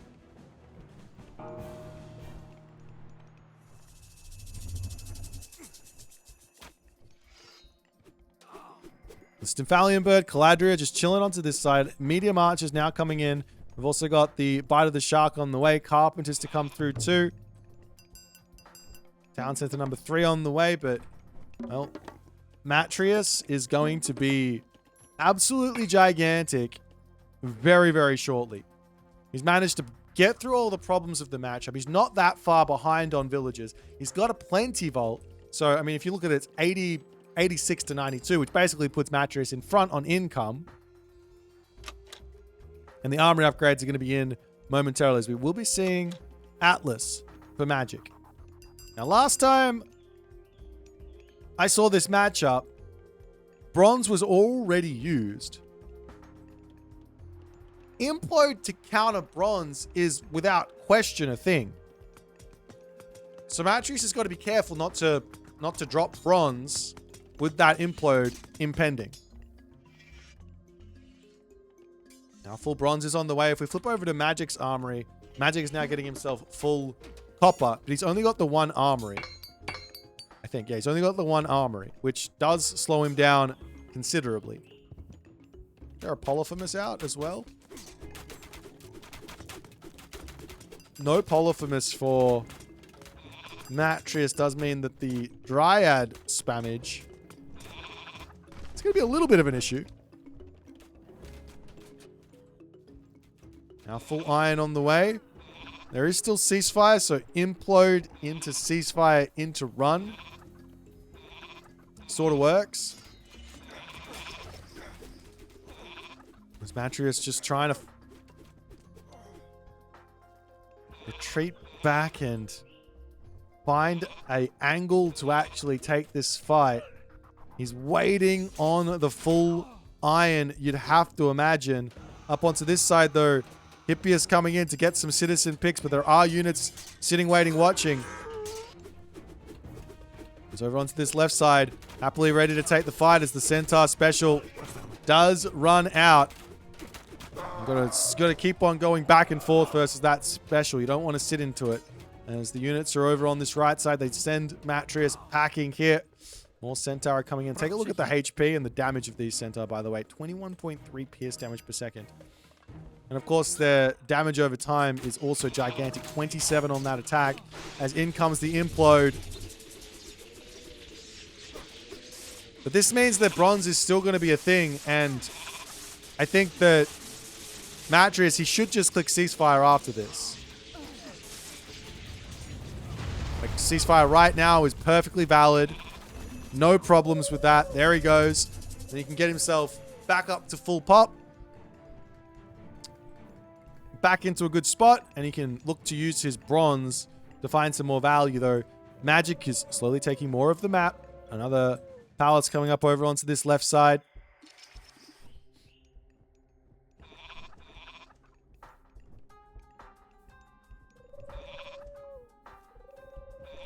And there basically has to be a bronze push here from Matreiuss. Turns around onto this one. Sitting inside of the Argus. Spin is not what you want to do, though. Oh. Magic gets the spit off and the escape. So a little bit more time on the back of Matreiuss to get himself fully sorted. Trying to charge forward and actually take out some more units and getting that value in. Got to feel good, but fortified town centers and more gold mines getting secured is the name of the game. Do we see a market up for Matreiuss? There is one over on the right side of the map. This Magic is just going to continue to retreat. He's got himself up to full bronze now. Still has a little bit further to go as the citizens popping through the palace. But that will be at least one dead palace there.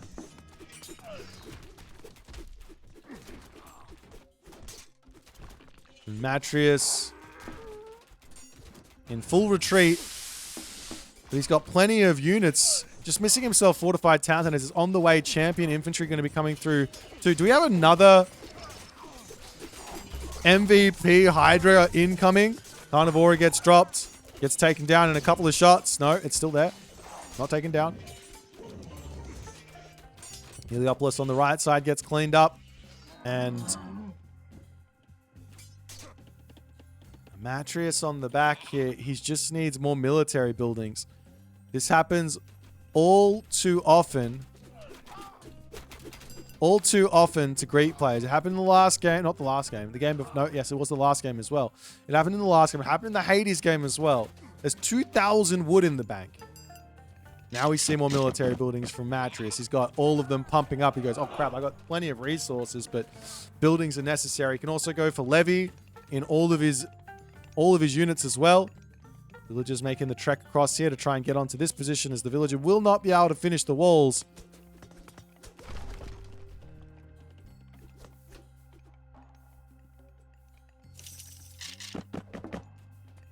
Champion archers on the way. Magic now looking over to the right side to enter and cause some problems onto potentially this town center here, as the villagers will pull away. Want to chop down those trees or anything like that. Units over onto this left side, looking to put pressure onto the town center here, as Matreiuss still struggling to get himself back up to full population. While this is going on, iron weapons, iron shields, and iron armor, all in the same armory there from Magic. You can build more than one armory. There's no problems where that's concerned. So units onto this side, trying to take down the town center. Villagers pop out to repair this one up. Masons must need pick up at the moment as the army of Magic cleaning up units here beautifully.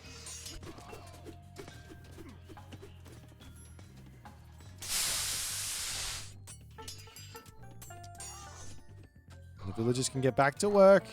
So these heroes and things can deal with everything else. But onto this side, the villagers need to pull themselves to safety. The wall is finished back over onto this side, so Matreiuss can get onto the gold mine there. Not the end of the world at all. Into this position as well, he's got defender's advantage, and he is slowly picking himself up to full population. He's got so many resources here. And one of the best ways you can play this is Poseidon, and we saw this from Moscow, is go into Fortress Gaming. As the destroyers, well, they're coming in, and they will make short work of town centers, short work of this position. We're just trying to come into the middle as Magic says, that's my middle. Double palace. What are you going to do? Right now, Magic is playing a very calm game, and Matreiuss says, I don't want to play anymore. He had ceasefire as well here. I'm not sure. I'm not sure he's lost in any sense of the word. Surprised he taps out here. This is a very, very winnable game. And he does tap out, and Magic is now one win away from Athens.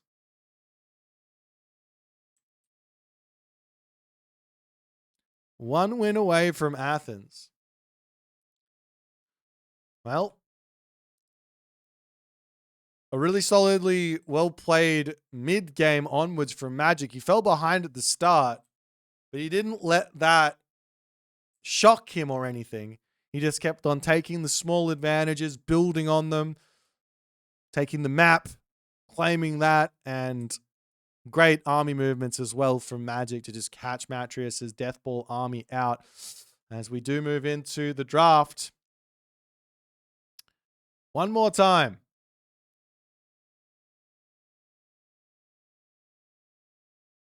All right, let's go.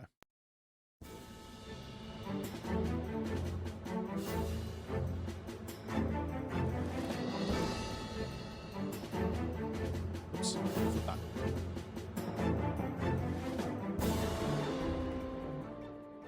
All right, so Guy gets the win in that one. And our next game is going to be an Isis versus Quetzalcoatl on Blue Lagoon.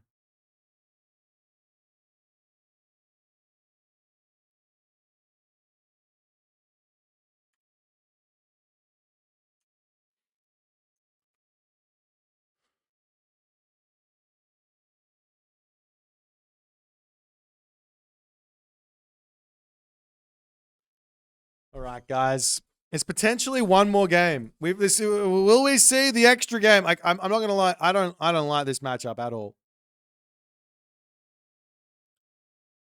I don't like playing Egyptian into the Aztecs in the slightest. But Matreiuss has been finding his way through quite a bit with these Egyptians. He's got a really cool style. He's been playing for myth units. He's been playing for Eclipse shenanigans. He's been trying to grade out the mythic ages to get through impossible situations. He's been caught out by Magic a few times in this series, though. So we'll see if we can manage it this one. But this is definitely not the easiest of matchups for the Isis, in my opinion.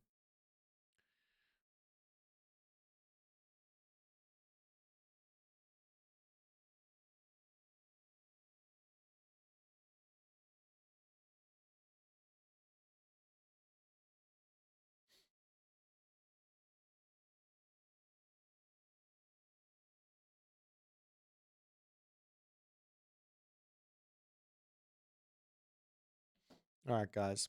Just waiting on the players to get going. I think there's an emergency. I don't know what type of emergency. I'm just making it up. Hold on. What is happening here? They just haven't started yet. Okay. So for everyone who's just tuning in now and you're not really sure what's happening, Well,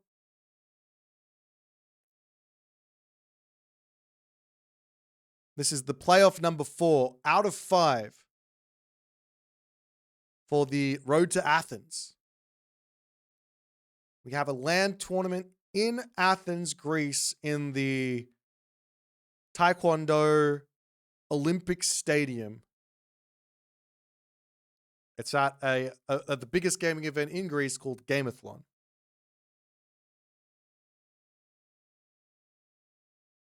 So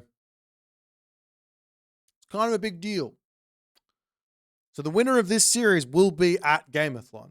The loser has to back it up again and play next week to see if they can also make it to Athens. Now, I'm fairly sure that Matreiuss, win or lose, he's probably going to come. But Magic, he's got a much longer journey.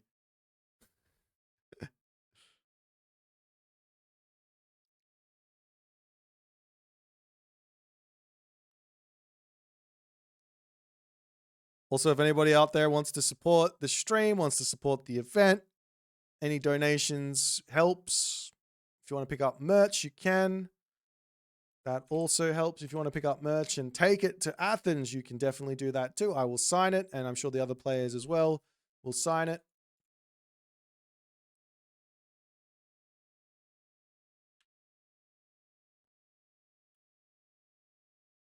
And all the other good stuff. I want to thank everyone for tuning in as well today. It's been an amazing month. We still have the 1 more week remaining, but we do go into August.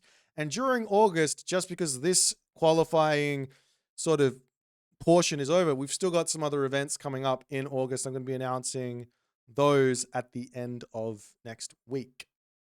So keep that in the back of your mind. There's some really fun stuff happening in August for Age of Mythology, or at least for my stream in Age of Mythology and everyone in this community. All right, guys. Game number 5. We have yet to get past a game 5. We are yet to get past a game 5.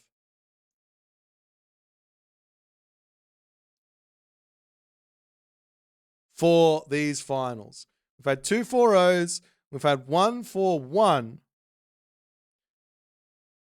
Well, we might see another 4-1 here if Magic can win right here, right now. But Matreiuss, he might have a little couple of tricks up his sleeve left. So the question is what they might be. I still like the remaining draft that Matreiuss has here. If you can get Odin into Susanoo, and he can get maybe a Matreiuss into Fushi or Kronos, he can definitely bring this one back to a 7-game series. But he has to win a really difficult... Oh, I'm not even going to say. He has to win this matchup. Otherwise, well, he can't win the 4th playoff. He's going to be defeated. All right, guys. It's now time. Thank you for waiting. Thank you for your patience. Let's jump in to Blue Lagoon. One of the OG, well, not even an OG map, but one of the OG Voobly maps. Let's check it out.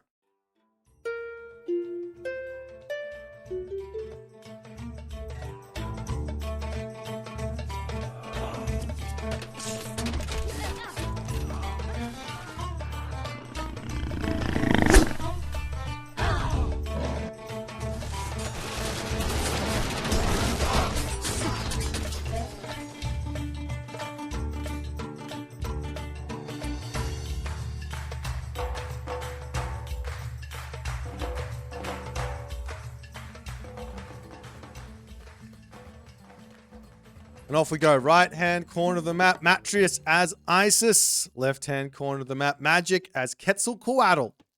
Game 5. Match point. It's match point from here on out.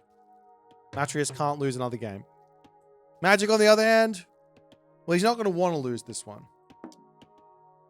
It's a really, really, really good matchup for Quetzalcoatl, because the Eagle Warriors are incredibly difficult to kill. That being said, Magic, not really known for micro. Magic is more known for decision making, smart army movements, strategic sort of things. The micro sort of stuff, that is not his bag. So there's a world here where maybe Matreiuss here has got an advantage in playing for Isis in this matchup. If you can't use the Eagle Warrior, well, it's not easy to take out Chariot Archers. Now, I've seen Magic able to use the Peltas before, so I know he can use them. So we'll see how things are going to go. We've got the Ankh of Ra on this side. Favor trickle rate plus 0.6. Over on this side, we have the 9 Cauldrons, which is damage vulnerability to hack and pierce minus 5% of fortress units. And we have the Cathar of Apollo on this side as well for villager movement speed. And the Scarab Pendant here for siege bonus damage. The big one is probably over on this side for the 9 Cauldrons. If either player picks it up, it's going to be nice for Sean 1, Taunton Smashers, Jaguar Riders, for the Aztecs, and of course the Isis is going to want to build those Migdol units as well. Chariot Archers, Camel Rider, War Elephant.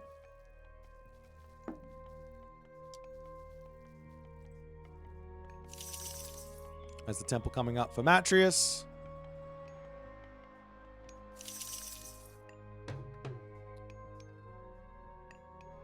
And we will see Bast as the god of choice. I'm not surprised to see Bast. I mean, Matreiuss has been incredibly consistent in picking Bast with Ra and Isis in this tournament, in this playoffs.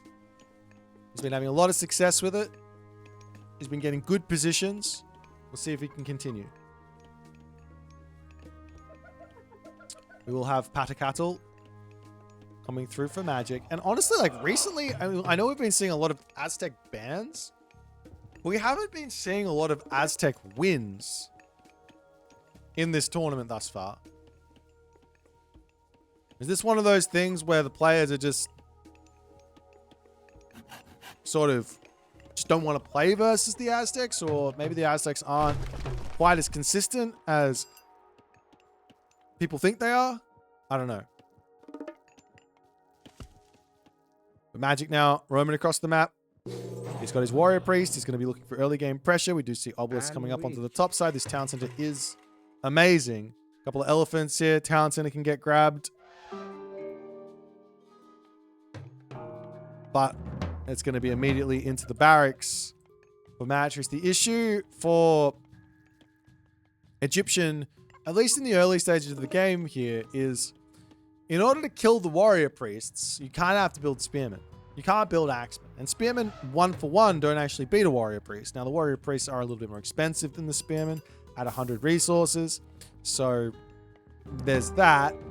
But if you get out, say, 2 Spearmen for 1 Warrior Priest, you will start winning those fights. But then behind that, you might see the Quetzalcoatl player going for Jaguar Riders. Which then means you have to build Axemen, and then things get a little bit wonky. The Sphinx coming in, sort of trying to drag those Warrior Priests into their doom, but Magic is going to be very quick here. He's got 5 of them out, and he is continuing to look for that early game damage. As the Spearman will move off here, and actually Magic, he decides to run. Of course, the damage that's going to come in onto these Spearmen can just get healed off by the priests, and that's the main idea, I think, for Matreiuss. A little bit of skirmishes, don't lose anything, pull back. And behind this, we actually see a town center from Magic. Wild.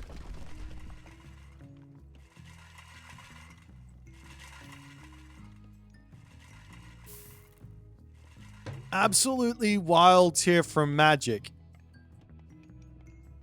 The town center has back zebra. It's got all these. It's possible to move through here and hit those two. Are we going to see the same thing from Matreiuss, though? He gets himself medium spearman charging forward here. He will see the town center going up. 10 seconds remaining. The warrior priests are in to defend, so there's not going to be a whole lot that Matreiuss can do about it.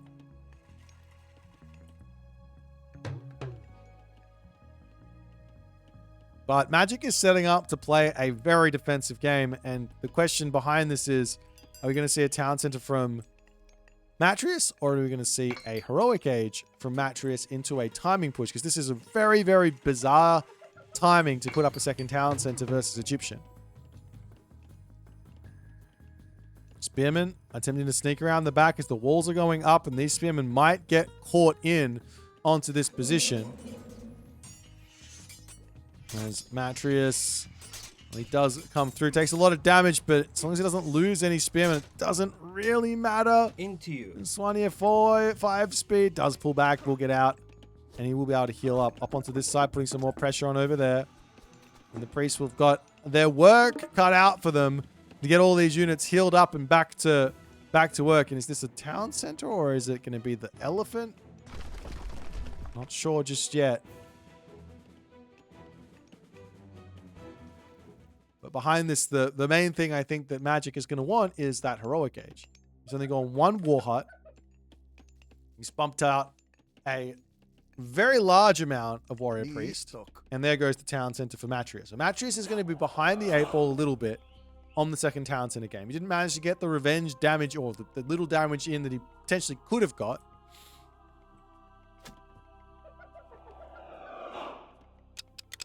And in comes the Quetzalcoatl army. There is this really scary Tailwind Agave Bloom move here as well that he's not going to use it. That's the Tequila Archers. A little bit of damage. Still no units getting picked off.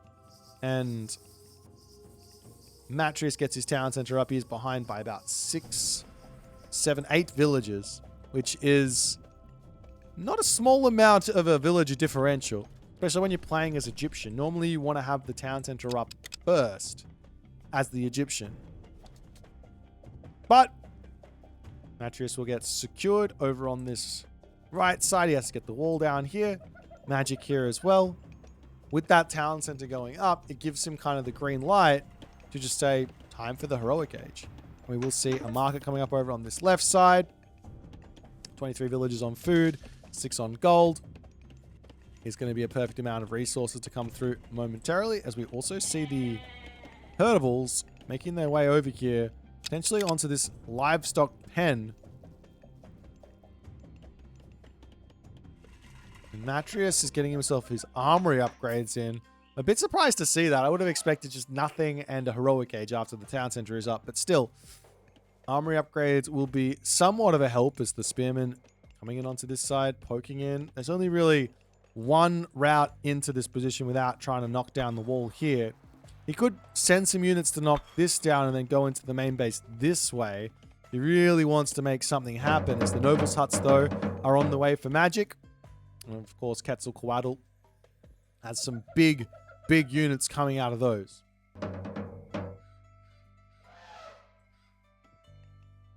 Now, Nephthys, they got a choice for Matreiuss. The thing is, right, you've got the Scorpion Man, which is going to be nice with Eclipse to catch up to the Eagle Warriors. But the problem with that is the Eagle Warriors are going to have Tailwind. They'll just run away. So I don't think you're ever going to get those Scorpion Men to get that splash damage onto the back line.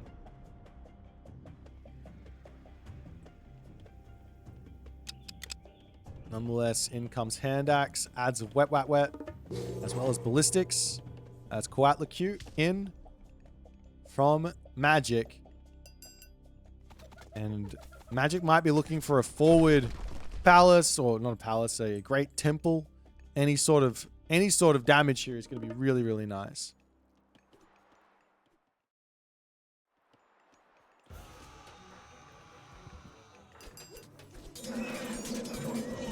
Matreiuss, he knows he has to kind of sit on this monument to the priest as well, so he doesn't get eaten up by that earth monster. Migdol Stronghold going to be coming over onto this side, and can he get that finished or not is the big question. Spearman coming through. There's no empowerment on this side either, as the Ayotochli on the way. Ancestors Eclipse gets dropped down. In comes the Scorpion Man to defend. I do not believe this town center is going to be getting taken out on this day, as the minions will charge after this.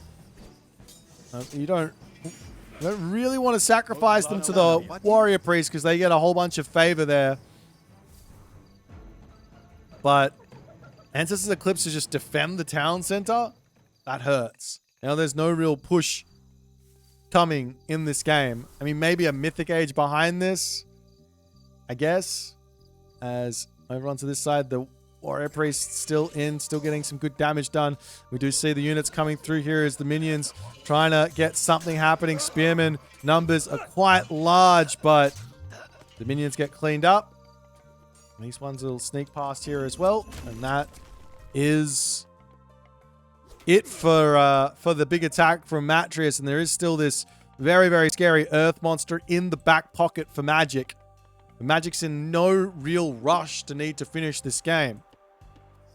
But Matreiuss has been really consistent, maybe to a fault, of trying to get himself out a Mythic Age versus Magic. And Magic has caught him every single time. Every single time. But this time, it looks like Magic wants the same thing. Nearly 1,200 food in the bank. 1,200 gold in the bank going to be coming through as well fairly shortly. Doesn't have himself Shaft Mine, so a little bit behind where that's concerned. The Chariot Archers poke their head over here. The Spearmen could come in and actually break this wall down, potentially hit this position, but both players hitting a Mythic Age shortly, or at least in the next 2.5 minutes, 3 minutes. Means Pillar of Tlalocan, means probably a Meteor from Matreiuss. I imagine he goes Thoth and he wants to go into Elephants here. But Tlalocan is on the way. Sorry, Tlaloc is on the way. And a fairly big advantage. Look at the difference in military. Mythic Age coming. Military advantage, villager advantage. And a lot of that military advantage is basically just cooked up from the faster town center and the lack of real harassment that's been able to happen in this game as the Scarab gets taken. Not the Scarab, the Sphinx gets sniped.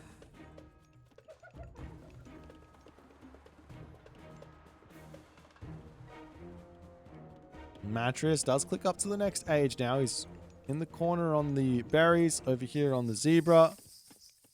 Eating himself the rhinos here is another Migdol stronghold behind all of this to come through. Main base under attack as the monument to the villagers goes down. Does Matreiuss go into this town center? He does.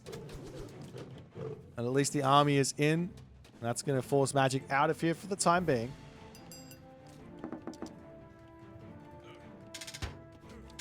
There's a couple of siege works to come up. Now, siege towers to sort of tank up those Eagle Warriors is a feels good idea until you realize that the Eagle Warriors have some crush damage, which can be sort of powerful with the String of Hearts tech there.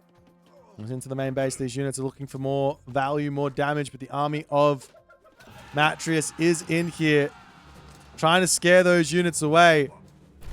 But there goes the Earth Monster. And Magic here, I think he is looking for some massive damage. Comes in to take out the monument to the soldiers there as well. The units will pop out on this spot.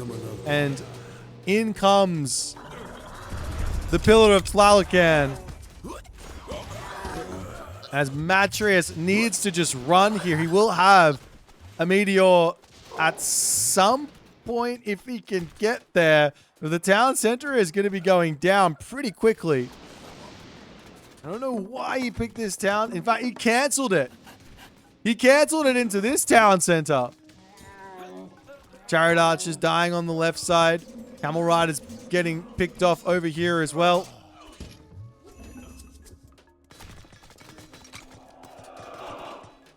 The town center is down.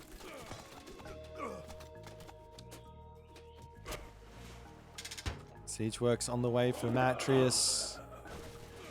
Ahuazotl over here causing some issues, and I think Matreiuss is just fallen so far behind. He's got no military presence. He's got so many resources here, but what can he build? Elephant? I don't know. He can send the siege tower at the very least to kill off the pillar. Mythic Age with about 30 seconds remaining on it. String of Hearts not yet in, but as soon as it comes in, that town center is going to start dying very, very quickly. Matreiuss still just trying to hold on behind all of this, but he's getting picked apart. String of Hearts is almost in. Thoth, moments away. Thoth, moments away. One meteor could turn the tides here. If he can get a good meteor off. Now, there he goes. In comes the defensive meteor. The Eagle Warriors get sent. Can he actually kill more of them, though? They're just running away from it. Town center falls. And the army of magic is still very much alive here. And the Camel Riders are going to get taken out. And Matreiuss says, yep, that is the game. That is the series. And that is magic. As he successfully manages to get his ticket to Athens.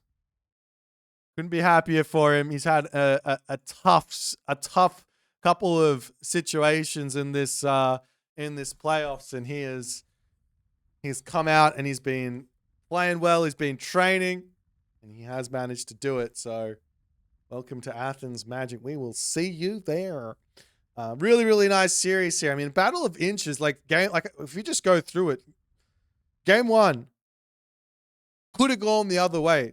Like a 99% Mythic Age through Horus. Could have gone the other way. Second game, the Hades from Matreiuss was just ridiculously good.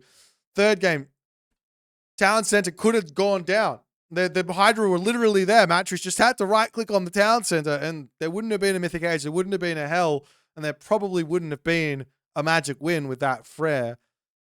Next game, Poseidon versus Gaia. I mean, credit where credit's due. An amazing comeback, but Matreiuss, without question, had a good position in that game.